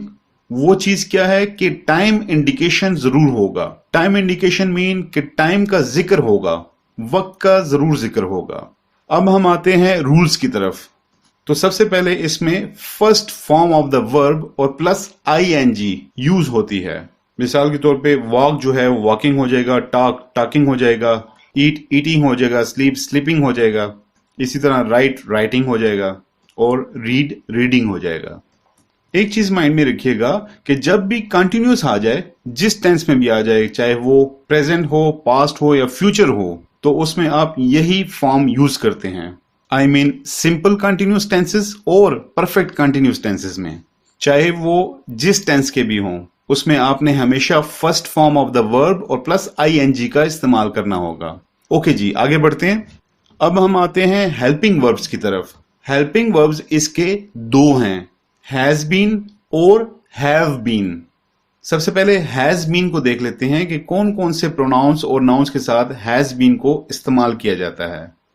So has been use होता है ही, शी, इट और सिंगुलर नाउन्स के साथ। इसी तरह हैव बीन यूज होगा आई, वी, यू, दे या फिर प्लूरल नाउन्स के साथ। अब हम आते हैं जो सबसे इंपॉर्टेंट चीज है इस सेंटेंस में, वो है time indication. Basically time indication जो है, इसमें कुछ मखसूस 2 प्रेपोजिशंस हैं जो कि टाइम को इंडिकेट करती हैं। एक यूज होता है सिंस और दूसरा है फॉर। जितने भी परफेक्ट कंटिन्यूअस टेंसेस हैं उनमें टाइम को इंडिकेट करने के लिए सिंस और फॉर को यूज किया जाता है, लेकिन इनके इस्तेमाल में बहुत सारी कंफ्यूजन्स होती हैं। अक्सर औकात स्टूडेंट्स कंफ्यूज हो जाते हैं कि इनका इस्तेमाल कैसे किया जाए।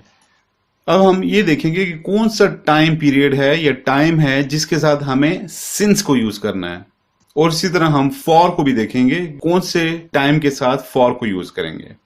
आप देख रहे हैं कि मैंने सिंस के साथ नॉट स्पेसिफिक टाइम को लिखा है, मींस नॉट एग्जैक्ट टाइम, या फिर हम ये भी कह सकते हैं कि अनकाउंटेबल टाइम। अब सवाल ये पैदा होता है क्यों? तो सिंस हमेशा उस टाइम के साथ लगता है जिसे आप सिंपली कह लें कि जिसको आप काउंट नहीं कर सकते। फॉर एग्जाम्पल, अगर मैं कहता हूं कि it has been raining since morning, सुबह से बारिश हो रही है, तो अब आप ये चीज नहीं जानते कि इसमें एग्जैक्ट टाइम की बात नहीं हो रही, सुबह से क्या मुराद है, तो लिहाजा इसमें आपके पास फिक्स टाइम नहीं है। मिसाल के तौर पे एक शख्स जो कि सुबह 8 बजे सो के उठता है, तो उसकी जाहिर बात है सुबह जो है वो 8 बजे होगी, दूसरे की 9 बजे होगी, तीसरे की 10 बजे होगी।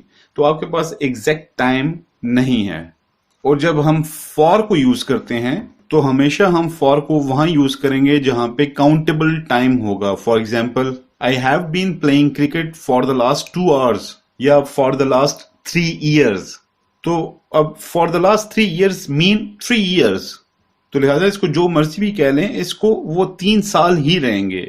तो ये काउंटेबल हैं, आप इनको काउंट कर सकते हैं। सिंपली सिंस वाला टाइम काउंटेबल नहीं होगा और फॉर वाला टाइम काउंटेबल होगा। अब हम कुछ एग्जाम्पलरी सेंटेंसेस लिखते हैं जिसकी हेल्प से आपको ये तमाम चीजें और ज्यादा क्लियर हो जाएंगी। पहले हम सिंपल सेंटेंसेस को देखेंगे। अगर हम ये कहते हैं कि सुबह से बारिश होती रही है, it has been raining since morning, तो आप देख सकते हैं कि हमने मॉर्निंग के साथ सिंस को यूज किया क्योंकि यहां पे काउंटेबल टाइम नहीं है। और इट के साथ हेल्पिंग वर्ब जो है वो हैज बीन आया है। It has been raining since morning, और उसके साथ साथ first form of verb rain और आईएनजी रेनिंग हो गया, और इसी तरह सिंस और मॉर्निंग, क्योंकि मॉर्निंग एक टाइम इंडिकेशन जरूर है लेकिन अनकाउंटेबल टाइम है। अब दूसरा सेंटेंस हम देख लेते हैं। I have been living here for the last 2 years, मैं पिछले 2 साल से यहां रह रहा हूं। अब शुरू में आप देखें हमने प्रोनाउन आई यूज किया, तो उसके साथ हेल्पिंग वर्ब जो हमने यूज किया वो है हैव बीन, और इसके साथ साथ आप देख सकते हैं living first form plus ING, और यहां पे हमने यूज किया फॉर। किस लिए यूज किया? 2 ईयर्स के लिए, जो कि काउंटेबल टाइम है। इसी तरह अगर मैं 2 ईयर्स की जगह चाइल्डहुड लिख लूं तो फिर मुझे सिंस ऐड करना पड़ेगा। अब हम देखते हैं कि अगर इन सेंटेंसेस को हमें नेगेटिव में कन्वर्ट करना हो तो हमें क्या करना होगा। इनकी कन्वर्जन और सेंटेंसेस से थोड़ा सा डिफरेंट है। ये डिफरेंट इसलिए भी कह सकते हैं क्योंकि इनके जो हेल्पिंग वर्ब्स हैं उनमें 2 वर्ड्स आते हैं। एक वर्ड है हैज और दूसरा है बीन। इसी तरह हैव और फिर दूसरा आता है बीन। तो क्योंकि 2 वर्ड्स हैं तो इनको नेगेटिव में कन्वर्ट करने के लिए आपने करना क्या है, जो नॉट होगा वो हैव और बीन के दरमियान में आप लिख लेना है। इसी तरह हैज और बीन के दरमियान में आपने नॉट लिख लेना है। हैज नॉट बीन और इसी तरह have not been. For example, it has not been raining since morning. इसी तरह दूसरे सेंटेंस को देख लेते हैं। एग्जाम्पल है I have not been living here for the last 2 years. हमने नॉट को हेल्पिंग वर्ब्स के दरमियान में लिख लिया था, has not been and have not been. अब अगर इन्हीं सेंटेंसेस को इंट्रोगेटिव में कन्वर्ट करना हो तो कैसे किया जाए?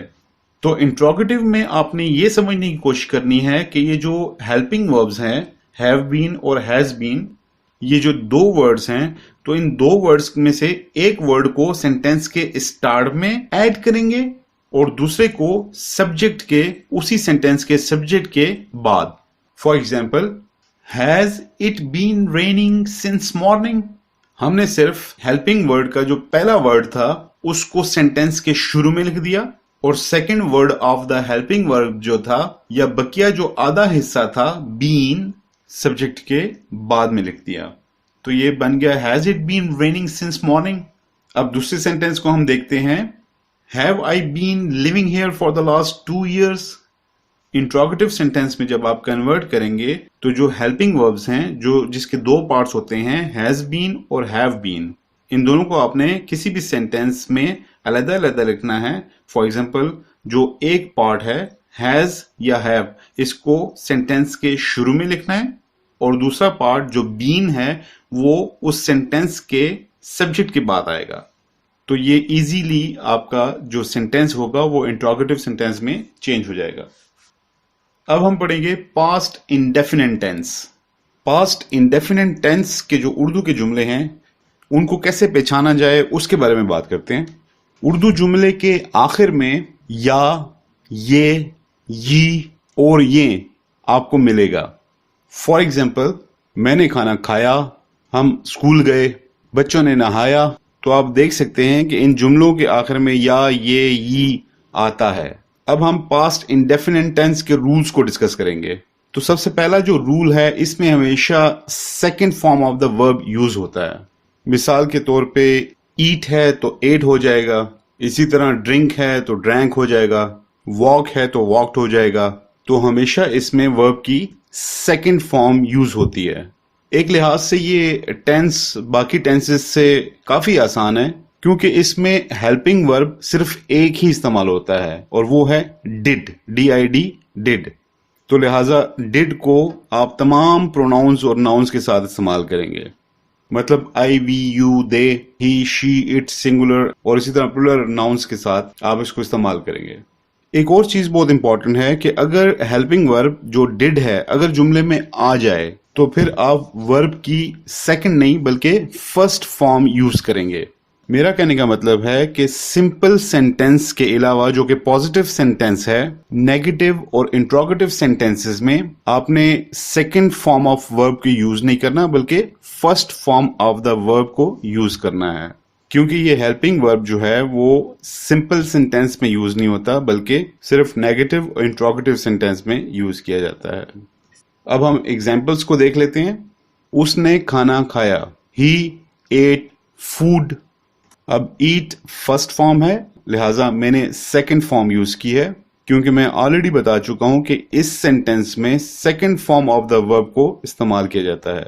और अगर इस सेंटेंस को मैं नेगेटिव में कन्वर्ट करना चाहूंगा तो मुझे क्या करना पड़ेगा? He did not eat food. तो आपने देखा कि इसमें हेल्पिंग वर्ब जो डिड है वो आ गया, आपने यहां पे first form of the verb को यूज करना है। और अगर इसी सेंटेंस को हम इंट्रोगेटिव सेंटेंस में कन्वर्ट करना चाहें तो इस हेल्पिंग वर्ब को सेंटेंस के शुरू में इस्तेमाल करना पड़ेगा। तो ये बनेगा डिड ही ईट फूड। अब हम थोड़ा सा प्रोनाउन चेंज करके देखते हैं। मैंने जिस तरह ऑलरेडी बताया कि एक ही हेल्पिंग वर्ब है, तो लिहाजा ये तमाम नाउन और प्रोनाउंस के साथ लिखा जाएगा। For example, eye flu the kite, मैंने पतंग उड़ाई। अब फ्लाई फर्स्ट फॉर्म है तो यहां मैंने यूज किया फ्लू, जो कि second form of the verb है। और अगर इसी सेंटेंस को मैं नेगेटिव में कन्वर्ट करूं तो हम कहेंगे I did not fly the kite. और अगर इसी सेंटेंस को इंट्रोगेटिव सेंटेंस में कन्वर्ट करूं तो हेल्पिंग वर्ब को स्टार्ट में ले जाके हम ऐसे लिखेंगे या पढ़ेंगे did I fly the kite. तो मेरे ख्याल में पास्ट इंडेफिनिट टेंस सबसे आसान टेंस है। नेक्स्ट टेंस है past continuous tense. Past continuous tense Urdu में इसकी पहचान आपको ऐसे हो सकती है कि सेंटेंस के आखिर में आपको मिलेगा रहा था, रही थी, रहे थे। कंटिन्यूस टेंस में कंटिन्यूटी शो होती है। मैं आपको पहले भी बता चुका हूं, चाहे वो प्रेजेंट हो, पास्ट हो या फ्यूचर हो, इस टेंस में कंटिन्यूटी जरूरी है। और एक और चीज जो मैं पहले भी दोहरा चुका हूं कि कोई भी टेंस हो उसमें अगर आपको कंटिन्यूटी नजर आती है या कंटिन्यूस लिखा हुआ नजर आ जाए तो उसमें आपने first form of the verb और ING इसको यूज करना है। मीन्स वॉक है तो वॉकिंग हो जाएगा, टॉक है तो टॉकिंग हो जाएगा, ईट है तो ईटिंग हो जाएगा, इसी तरह फाइट बिकम्स फाइटिंग और इसी तरह के और भी वर्ड्स। अब हम डिस्कस करेंगे इस टेंस के हेल्पिंग वर्ड्स के बारे में। इस टेंस के दो हेल्पिंग वर्ब्स हैं। Number 1 is was and number 2 is were. Was का इस्तेमाल होगा he, she, it, I and singular nouns के साथ, और वर इस्तेमाल होगा वी, यू, दे और प्लूरल नाउन्स के साथ। नॉर्मल कंडीशंस में ये इसी तरह इस्तेमाल किए जाते हैं, ये दोनों वर्ब्स इसी तरह इस्तेमाल होंगे। लेकिन सिर्फ एक केस ऐसा है जिसमें आई के साथ आपको वर यूज करना पड़ेगा। और वो केस क्या है? वो केस इस तरह है कि आपकी अगर कोई इम्पॉसिबल विश हो। इम्पॉसिबल विश मीन कि कोई शदीद किस्म की गैर यकीनी आपकी ख्वाहिश है। फॉर एग्जाम्पल, अगर मैं कहता हूं कि मैं पाकिस्तान क्रिकेट टीम का कैप्टन होता, क्योंकि अब ये मेरे लिए एटलीस्ट एक इम्पॉसिबल विश है, तो इसको मैं इस तरह कहूंगा कि I wish I were the captain of Pakistan cricket team. तो लिहाजा आई के साथ वर इस तरह की कोई सिचुएशन हो तो उसमें आपने मेंशन करना या लिखना है। अब हम सिंपल सेंटेंसेस की कुछ एग्जांपल्स को देखेंगे। For example, Afan Afan is a singular noun. अब इसके साथ हम हेल्पिंग वर्ब को यूज करेंगे was। Afan was watering the plants। Afan पौधों को पानी दे रहा था। Second example is you were watching television। अब यहाँ you के साथ हमने were को इस्तेमाल किया। अब ये एग्जाम्पल्स तो हो गई सिंपल सेंटेंसेस की। अब हम बढ़ते हैं नेगेटिव और इंट्रोगेटिव सेंटेंसेस की तरफ। नेगेटिव सेंटेंस में was हो जाएगा was not, और इसी तरह were हो जाएगा were not। Affan was not watering the plants। अब आप देख सकते हैं कि हमने क्या किया, हमने was जो कि हेल्पिंग वर्ब है उसके साथ सिर्फ not लगाया, तो सेंटेंस कन्वर्ट हो गया इनटू नेगेटिव सेंटेंस। इसी तरह you were not playing football। और अगर हम इंट्रोगेटिव को देखेंगे तो उसमें हम हेल्पिंग वर्ब को स्टार्ट में ले आएंगे, like was Afan watering the plants। और अगर दूसरा सेंटेंस है you were watching television, वो हो जाएगा were you watching television। Next slide में हम पढ़ेंगे past perfect tense. Perfect tense जितने भी हैं, चाहे वो प्रेजेंट परफेक्ट टेंस हो, पास्ट परफेक्ट टेंस हो या फ्यूचर परफेक्ट टेंस हो, इसमें हमेशा कंप्लीशन ऑफ वर्क आपको मिलेगा। तो उर्दू में इसकी पहचान है चुका था, चुकी थी, चुके थे, या इसी तरह लिया था, लिए थे, ली थी वगैरह। अब मैं पहले भी आपको बता चुका हूं कि खाली परफेक्ट टेंस जितने भी हैं, खाली परफेक्ट टेंस उसमें कंटिन्यूस ऐड ना हो तो उसमें हमेशा third form of the verb use होगी, चाहे वो प्रेजेंट परफेक्ट टेंस हो, पास्ट परफेक्ट टेंस हो और इसी तरह फ्यूचर परफेक्ट टेंस हो। इसके साथ साथ हम बात करेंगे हेल्पिंग वर्ब के हवाले से। अब हेल्पिंग वर्ब इसमें सिर्फ एक है, वो है हैड, HAD हैड। तो लिहाजा ऑब्वियस है कि ये तमाम प्रोनाउंस और नाउन्स के साथ इस्तेमाल होगा। अब हम एग्जाम्पल्स की तरफ जाएंगे। सबसे पहले पॉजिटिव सेंटेंसेस की बात हम करेंगे। For example, he had finished his homework. अब आप देख सकते हैं कि finish is the first form, whereas I have used third form of the verb finished.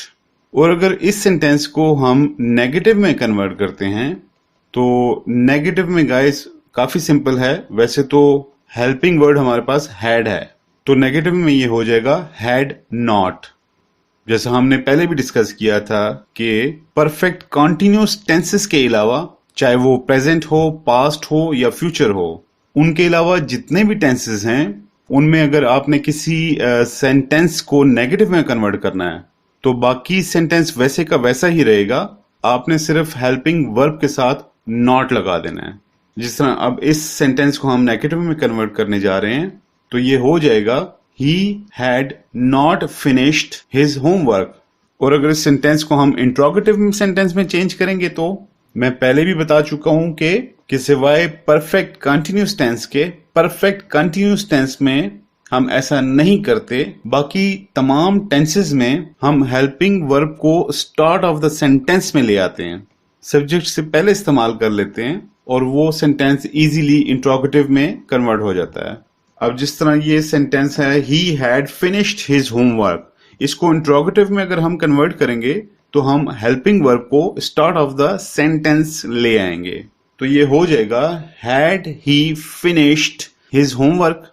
Next slide में हम पढ़ेंगे past perfect continuous tense. Continuous है तो कॉन्टिन्यूटी श्योर है। इसके अलावा एक और चीज वो है टाइम इंडिकेशन। टाइम इंडिकेशन जरूरी है। जितने भी परफेक्ट कंटिन्यूस टेंसेस हैं, चाहे वो प्रेजेंट परफेक्ट कंटिन्यूस टेंस हो, पास्ट परफेक्ट कंटिन्यूस टेंस हो या फ्यूचर परफेक्ट कंटिन्यूस टेंस हो, उसमें टाइम इंडिकेशन बहुत जरूरी है। अब हम रूल्स के बारे में अगर हम बात करें तो मैं स्टार्ट में भी बता चुका हूं कि अगर किसी भी टेंस में कंटिन्यूस लिखा हुआ नजर आ जाए, चाहे वो सिंपल कंटिन्यूस टेंस हो या फिर परफेक्ट कंटिन्यूस टेंस हो, तो उसमें इंग फॉर्म, आई मीन ING वाली फॉर्म, कोई भी आप वर्ब देख सकते हैं। जिस तरह राइड है तो राइडिंग हो जाएगा, राइट है तो राइटिंग हो जाएगा, रीड है तो रीडिंग हो जाएगा, ईट है तो ईटिंग हो जाएगा। ING का एडिशन जरूरी है। अगर हम हेल्पिंग वर्ब की बात करें तो इस टेंस में हेल्पिंग वर्ब भी एक ही है और वो है हैड बीन। क्योंकि हेल्पिंग वर्ब एक है तो ऑब्वियस सी बात है कि ये हैड बीन जो है वो तमाम किस्म के प्रोनाउंस और नाउन्स के साथ इस्तेमाल होगा। और इसी तरह इस टेंस में टाइम इंडिकेशन भी जरूरी है। और हम ऑलरेडी डिस्कस कर चुके हैं कि टाइम को डिस्कस करने के लिए सिंस और फॉर को इस्तेमाल करना होता है, लेकिन फिर भी आपकी आसानी के लिए मैं दोबारा से हाईलाइट कर लेता हूं। सिंस को हम यूज करेंगे अनकाउंटेबल टाइम के लिए और फॉर को हम यूज करेंगे काउंटेबल टाइम के लिए। अब हम एग्जाम्पल्स की तरफ जाते हैं। सबसे पहले हम पॉजिटिव और सिंपल सेंटेंसेस को देख लेते हैं। He had been living in Lahore since childhood। अब हम इस टेंस की अकॉर्डिंग टू रूल्स कुछ चीजों को देख लेते हैं। नंबर 1, हमने हेल्पिंग वर्ब कौन सा यूज किया, दैट इज हैड बीन। और दूसरी चीज आप देख सकते हैं लिविंग, ing ऐड हो गया। और तीसरी चीज, क्योंकि काउंटेबल टाइम नहीं है तो लिहाजा हमने सिंस को यूज किया। और अगर हम फॉर का इस्तेमाल करें तो जुमला कैसा होगा, आइए उसको देखते हैं। आई हैड बीन, क्योंकि हेल्पिंग वर्ब एक ही यूज होगा तो वो तमाम नाउन्स और प्रोनाउंस के साथ यूज होगा। तो जुमला बनता है I had been living in Lahore for the last 3 years। अब ये 3 years काउंटेबल टाइम है, इसको आप काउंट कर सकते हैं। अब अगर हम इन्हीं पॉजिटिव सेंटेंसेस को नेगेटिव या इंट्रोगेटिव सेंटेंसेस में कन्वर्ट करते हैं तो क्या करना पड़ेगा, उसको डिस्कस करते हैं। तो नेगेटिव सेंटेंस के लिए आपको हेल्पिंग वर्ब के दरमियान में नॉट का इजाफा करना होगा। For example, he had not been living in Lahore since childhood.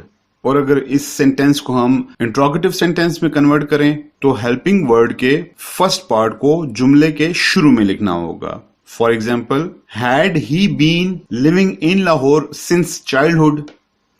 तो लिहाजा हमारा past present continuous tense complete हुआ। मेरे ख्याल में तमाम टेंसेस इजी हैं और मैं अक्सर कहता हूं कि इंग्लिश ग्रामर मैथमेटिक्स की तरह है कि कुछ पेट रूल्स को आपको याद करना होता है और अगर आप याद कर लेते हैं तो आपके लिए अंग्रेजी का समझना, बोलना, लिखना, पढ़ना ये सब इजी हो जाता है। अब हम देखेंगे फ्यूचर इंडेफिनिट टेंस।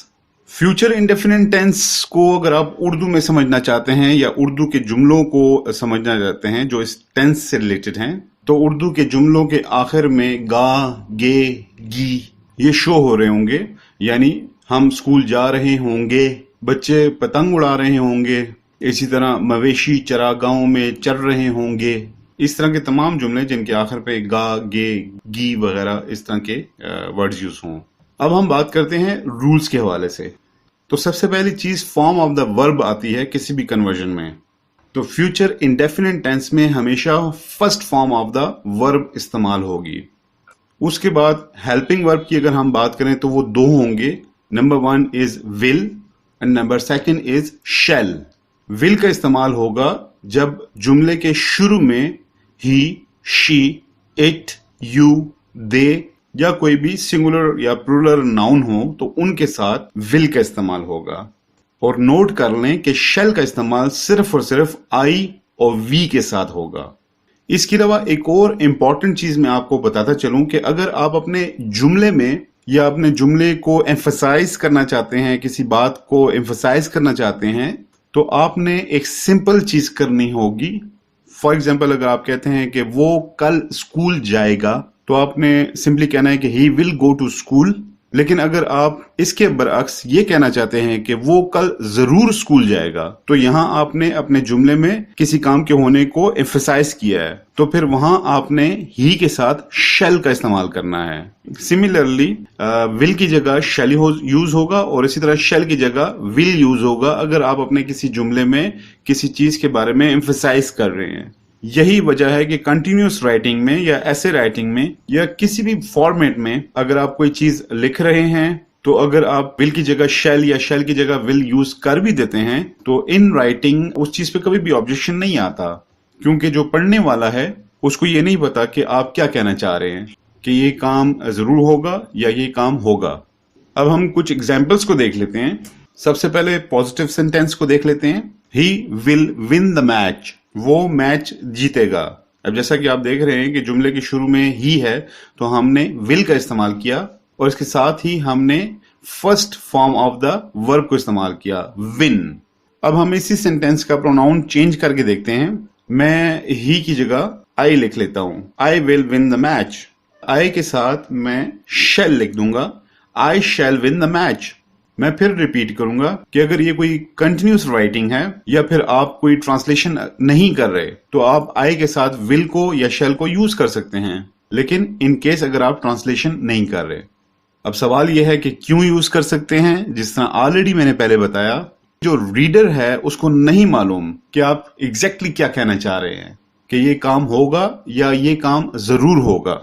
ये एग्जाम्पल्स थी सिंपल सेंटेंसेस की। अगर हम इन्हीं सिंपल सेंटेंसेस को नेगेटिव सेंटेंसेस में या इंट्रोगेटिव सेंटेंसेस में कन्वर्ट करना चाहें तो लेट्स सी हमें क्या करना पड़ेगा। नेगेटिव की conversion apart from perfect continuous tense बहुत ही सिंपल है। आपने हेल्पिंग वर्ब के साथ नॉट का इजाफा करना होता है, यानी विल नॉट या शैल नॉट। ये सेंटेंस बन जाएगा he will not win the match, और इसी तरह दूसरा सेंटेंस बन जाएगा I shall not win the match. और अगर इन सेंटेंसेस को हम इंट्रोगेटिव सेंटेंसेस में चेंज करें तो उसका भी बहुत सिंपल फॉर्मेट है, जो कि परफेक्ट कंटिन्यूअस टेंस के अलावा बाकी सब में सेम है। हेल्पिंग वर्ब को स्टार्ट ऑफ द सेंटेंस में आप सिंपली ले आते हैं तो वो इंट्रोगेटिव सेंटेंस में कन्वर्ट हो जाता है। जैसा will he win the match, इसी तरह दूसरा सेंटेंस है शैल आई विन द मैच। तो गाइज यहां हमारा फ्यूचर इंडेफिनिट टेंस कंप्लीट हुआ, और नेक्स्ट स्लाइड में हम देखेंगे future continuous tense. Future continuous tense के जो उर्दू के जुमले हैं उनको अगर आप ट्रांसलेट कर रहे हैं इनटू इंग्लिश तो वो कौन कौन सी निशानियां हैं उनको जानने की कोशिश करते हैं। उर्दू में जो इसके जुमलों की पहचान है वो यूं हो जाती है कि अगर जुमले के आखिर में रहा होगा, रहे होंगे, रही होगी, इस तरह के अल्फाज आ जाएं तो आपको जान जाना चाहिए कि ये फ्यूचर कंटिन्यूअस टेंस है।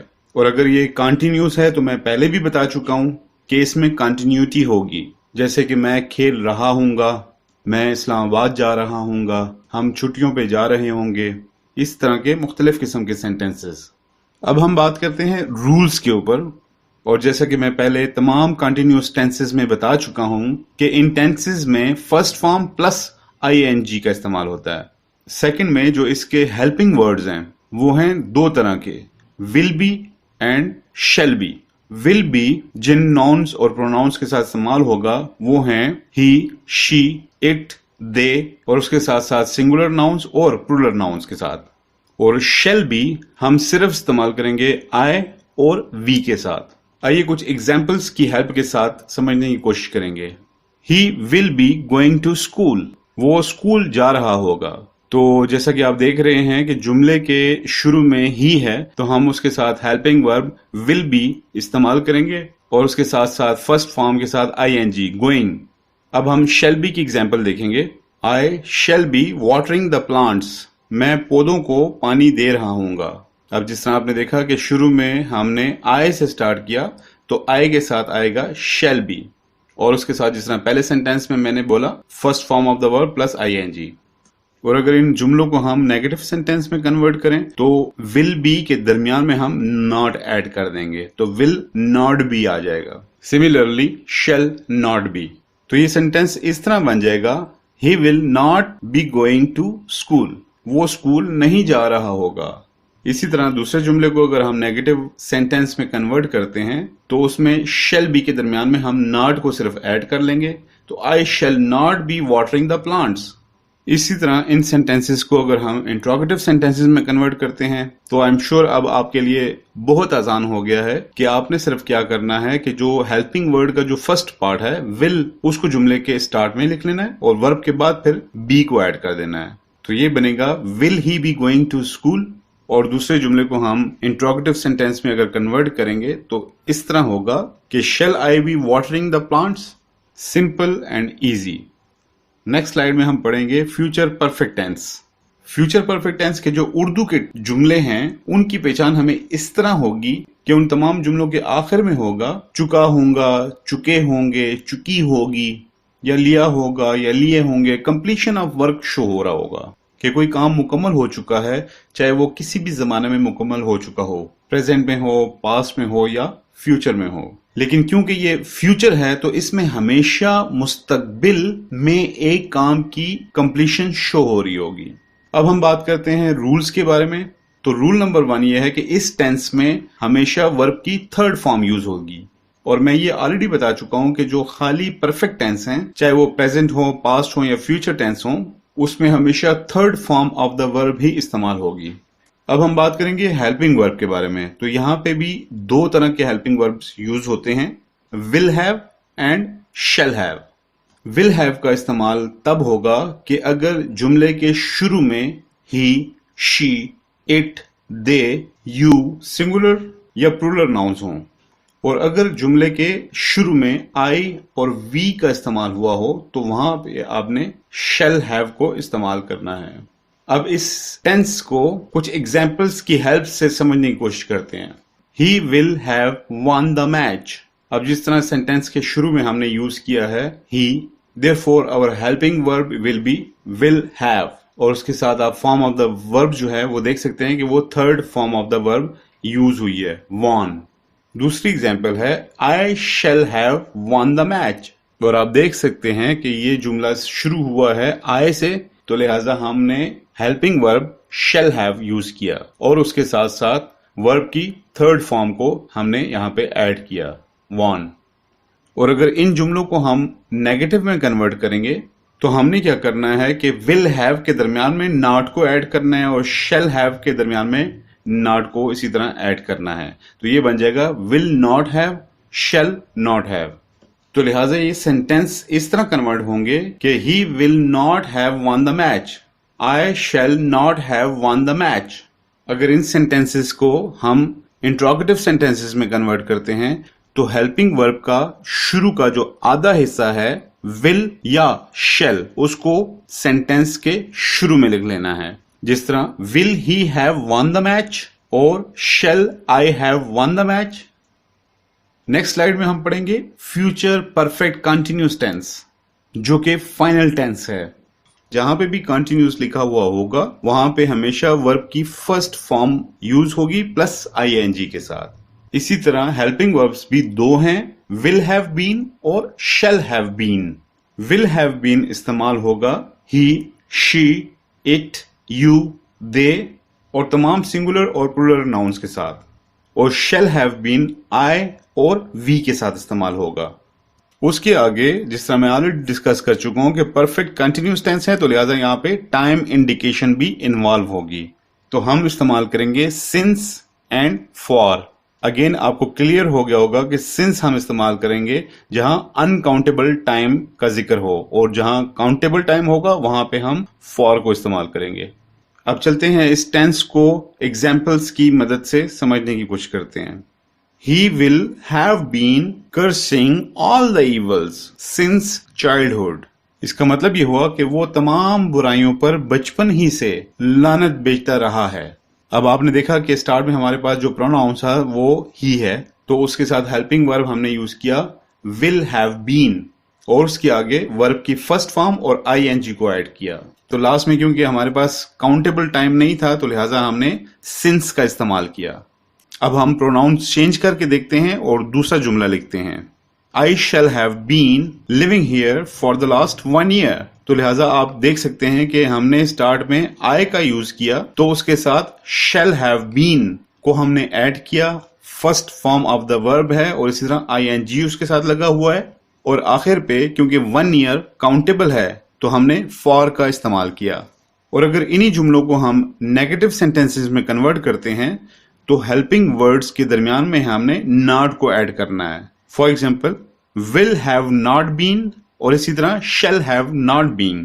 तो ये जुमले बन जाएंगे he will not have been cursing all the evils since childhood, और दूसरा जुमला इस तरह बन जाएगा कि I shall have not been living here for the last 1 year। और अगर इसी सेंटेंस को हम इंट्रोगेटिव सेंटेंस में कन्वर्ट करें, या इन दोनों एग्जांपल्स को इंट्रोगेटिव सेंटेंसेस में अगर हम कन्वर्ट करेंगे तो ये लिखा जाएगा will have he been cursing all the evils since childhood. Will have को जुमले के शुरू में ले आए हम लोग। इसी तरह दूसरी एग्जांपल को इंट्रोगेटिव सेंटेंस में कन्वर्ट करते हैं, shall have I been living here for 1 year। तो लिहाजा इस स्लाइड में न सिर्फ हमने फ्यूचर परफेक्ट कंटिन्यूअस टेंस को पढ़ा और कंप्लीट किया बल्कि तमाम टेंसेस भी कंप्लीट कर लिए। तो टेंसेस कंप्लीट हो चुके हैं। इस स्लाइड में हम पढ़ेंगे active and passive voice. Basically academic writing में हमारे पास दो किस्म की वॉइसेस होती हैं। एक को हम बोलते हैं एक्टिव वॉइस और दूसरे को हम बोलते हैं passive voice. Depending upon the situation we use either of them. अब एक्टिव वॉइस और पैसिव वॉइस होते क्या हैं, इनका जानना बहुत जरूरी है। एक्टिव वॉइस हम कहते हैं उस वक्त जिस वक्त सब्जेक्ट जो है वो एक्शन परफॉर्म कर रहा होता है by itself. For example, he is playing cricket. अब इस जुमले में सब्जेक्ट जो कि ही है वो एक्शन परफॉर्म कर रहा है, लेकिन some time subject receives the action from the object. कभी कभी ऐसा भी होता है कि जो सब्जेक्ट है वो बेसिकली रिसीव कर रहा होता है कोई भी एक्शन ऑब्जेक्ट से। तो ऐसी सिचुएशन में हम कहते हैं ये पैसिव वॉइस है। अब सवाल ये पैदा होता है कि सब्जेक्ट जो है वो एक्शन कैसे रिसीव करता है। इसको एक एग्जाम्पल की मदद से समझने की कोशिश करते हैं। Cricket is being played by him. तो इस सेंटेंस में आपको क्लियर हो जाएगा कि जो सब्जेक्ट है वो ऑब्जेक्ट को रिसीव कर रहा है। एक्टिव वॉइस में सब्जेक्ट जो है वो एक्शन परफॉर्म कर रहा होता है और पैसिव वॉइस में सब्जेक्ट एक्शन को रिसीव कर रहा होता है। ही इज प्लेइंग क्रिकेट, वो क्रिकेट खेल रहा है। ये हो गया एक्टिव वॉइस। और दूसरे जुमले में cricket is being played by him, तो इसकी ट्रांसलेशन ऐसे बनेगी कि क्रिकेट उससे खेला जा रहा है। एक्टिव और पैसिव वॉइस में अलग अलग सेंटेंसेस हमारे सामने आते हैं। अब गाइस, अगर कोई सेंटेंस हमारे पास एक्टिव वॉइस का आता है और उसे हम पैसिव वॉइस में कन्वर्ट करने की कोशिश करते हैं, तो उस दौरान हम लोगों को कुछ चीजों का ख्याल रखना होता है। बाज़ चीजें टेंस टू टेंस भी वेरी करती हैं, लेकिन उनके अलावा कुछ ऐसी चीजें हैं जो कि आपने तमाम में फॉलो करनी होती हैं। फॉर एग्जाम्पल, जब भी एक्टिव वॉइस से पैसिव वॉइस में जुमला कन्वर्ट होगा तो सब्जेक्ट जो है अपनी जगह स्विच कर लेगा किसके साथ? ऑब्जेक्ट के साथ। मिसाल के तौर पे एक सेंटेंस लिखते हैं, आई एम ड्रिंकिंग वाटर। अब यहां पे हमारे पास सब्जेक्ट जो है वो है आई। सब्जेक्ट वो है जो काम करने वाला होता है, और वाटर जो है वो हमारे पास ऑब्जेक्ट है, और ऑब्जेक्ट वो चीज है जिस पे काम किया जा रहा हो। तो जिस तरह मैंने पहले भी कहा कि सब्जेक्ट की जगह ऑब्जेक्ट और ऑब्जेक्ट की जगह सब्जेक्ट को लेकर आना होगा। अब इस सेंटेंस को अगर हम पैसिव वॉइस में कन्वर्ट करेंगे तो सबसे पहले हम इनकी पोजीशंस को स्विच करेंगे। तो लिहाजा सेंटेंस के स्टार्ट में आ जाएगा वाटर और एंड पे आ जाएगा आई की जगह मी। अब नेक्स्ट स्टेज हमारे पास क्या आएगी? वो आएगी एप्रोप्रिएट हेल्पिंग वर्ब। हमने यहाँ पे एक मुनासिब हेल्पिंग वर्ब का इस्तेमाल करना है। अब हम जब टेंस बाय टेंस इस चीज को पढ़ेंगे तो हमें फिर आसानी होगी कि कौन सा हेल्पिंग वर्ब हमें किस टेंस में यूज करना है। लेकिन अभी फिलहाल ये समझ जाएं कि एम कन्वर्ट हो जाएगा एम बीइंग, इज बन जाएगा इज बीइंग, और आर बन जाएगा आर बीइंग। तो लिहाजा वाटर के साथ तो हम एम यूज नहीं करेंगे, तो वाटर के साथ यूज होगा इज, और इज अकेला यूज नहीं होगा बल्कि यूज होगा वाटर इज बीइंग। तो लिहाजा ये एक प्रॉपर हेल्पिंग वर्ब हो गया, इज बीइंग। दूसरा रूल ये है कि जब आप किसी सेंटेंस को एक्टिव वॉइस से पैसिव वॉइस में कन्वर्ट करते हैं तो आप हमेशा वर्ब की थर्ड फॉर्म को यूज करते हैं। तो लिहाजा ड्रिंक जो है वो फर्स्ट फॉर्म है, second is drank and the third one is drunk. तो हमारे पास आ गया ड्रंक। और तीसरी चीज मोस्ट इंपॉर्टेंट, एक्टिव वॉइस से पैसिव वॉइस में जब भी आप कोई सेंटेंस कन्वर्ट करेंगे तो प्रेपोजिशन के लिए आप हमेशा बाय को यूज करते हैं। बाय हमेशा इस्तेमाल होता है प्रेपोजिशन के लिए, तो लिहाजा यहां पे हम प्रेपोजिशन यूज करेंगे बाय। तो ये क्या बन गया? Water is being drunk by me. ये 3 स्टेप्स आपने अपने माइंड में रखने हैं कि सब्जेक्ट को ऑब्जेक्ट के साथ स्विच करना है, इसी तरह third form of the verb को इस्तेमाल करना है, और प्रेपोजिशन के लिए आपने बाय को यूज करना है। And as far as helping verbs are concern, तो वो हम टेंस बाय टेंस ही ऐड करते चले जाएंगे। तो लिहाजा ये कुछ बेसिक्स थे एक्टिव और पैसिव वॉइस के। लास्ट स्लाइड में हम पढ़ेंगे कुछ basic rules of direct and indirect speech के बारे में। डायरेक्ट एंड इनडायरेक्ट स्पीच, जिसको डायरेक्ट एंड इनडायरेक्ट नरेशन के बारे में भी जाना जाता है। बेसिकली इंग्लिश में हमारे पास या किसी भी लैंग्वेज में किसी मैसेज को कन्वे करने के 2 तरीके होते हैं। एक तरीका या एक अप्रोच होती है, उसे कहा जाता है डायरेक्ट, और दूसरा होता है इनडायरेक्ट। लेट्स से आप किसी से एक बात करते हो या आपको कोई बात कही जाती है और अगर वो उसी तरह कोट की जाए, इन्वर्टेड कामास के दरमियान आपके अल्फाज को उसी तरह प्रेजेंट किया जाए, तो वो एक डायरेक्ट स्पीच कहलाई जाएगी। लेकिन अगर उसी बात को अपने वर्जन से पेश किया जाए तो उसको इनडायरेक्ट स्पीच कहा जाता है। यहाँ पे आपको दो सेंटेंसेस नजर आएंगे।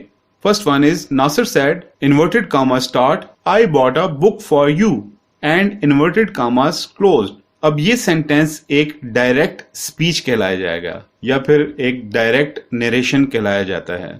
अब गाइज डायरेक्ट स्पीच में हमारे पास हमेशा दो चीजें होती हैं। ये पोर्शन नासिर सेड वाला पोर्शन जो हमें नजर आ रहा है, इसको हम हमेशा कहेंगे रिपोर्टिंग वर्ब, और इसके अलावा इन्वर्टेड कामास के अंदर जितना भी सेक्शन है इसे कहा जाता है रिपोर्टेड स्पीच। और नीचे जो सेंटेंस में आप देख रहे हैं, Nasir said that he had bought a book for you, ये है इनडायरेक्ट स्पीच। डायरेक्ट स्पीच में एग्जैक्ट वर्ड्स थे जो कि इन्वर्टेड कामास के अंदर कोड हुई है एक चीज, जबकि दूसरे सेंटेंस में नासिर ने एक चीज को अपने अल्फाज में बयान कर दिया। पहले सेंटेंस में नासिर ने कहा मैं आपके लिए एक किताब लाया हूं। दूसरे स्पीच में क्या हो गया कि नासिर ने कहा कि वो मेरे लिए एक किताब लेकर आया है। तो ये बेसिक फर्क है डायरेक्ट और इनडायरेक्ट स्पीच के अंदर। तो गाइज यहाँ पे हमारा कोर्स कंप्लीट हुआ जाता है। आई एम श्योर कि आपको अंग्रेजी ग्रामर की A to Z नॉलेज मिल गई है, तो लिहाजा अब आपने क्या करना है, आपने प्रैक्टिस करना है। I wish you best of luck. Thank you very much for watching. और जाने से पहले अगर आपने मेरे चैनल को सब्सक्राइब नहीं किया तो आपसे रिक्वेस्ट होगी कि आप मेरे चैनल को सब्सक्राइब करें, और कोर्स अगर पसंद आया है तो उसको लाइक करें और अपने फ्रेंड्स के साथ भी शेयर करें। Thank you very much.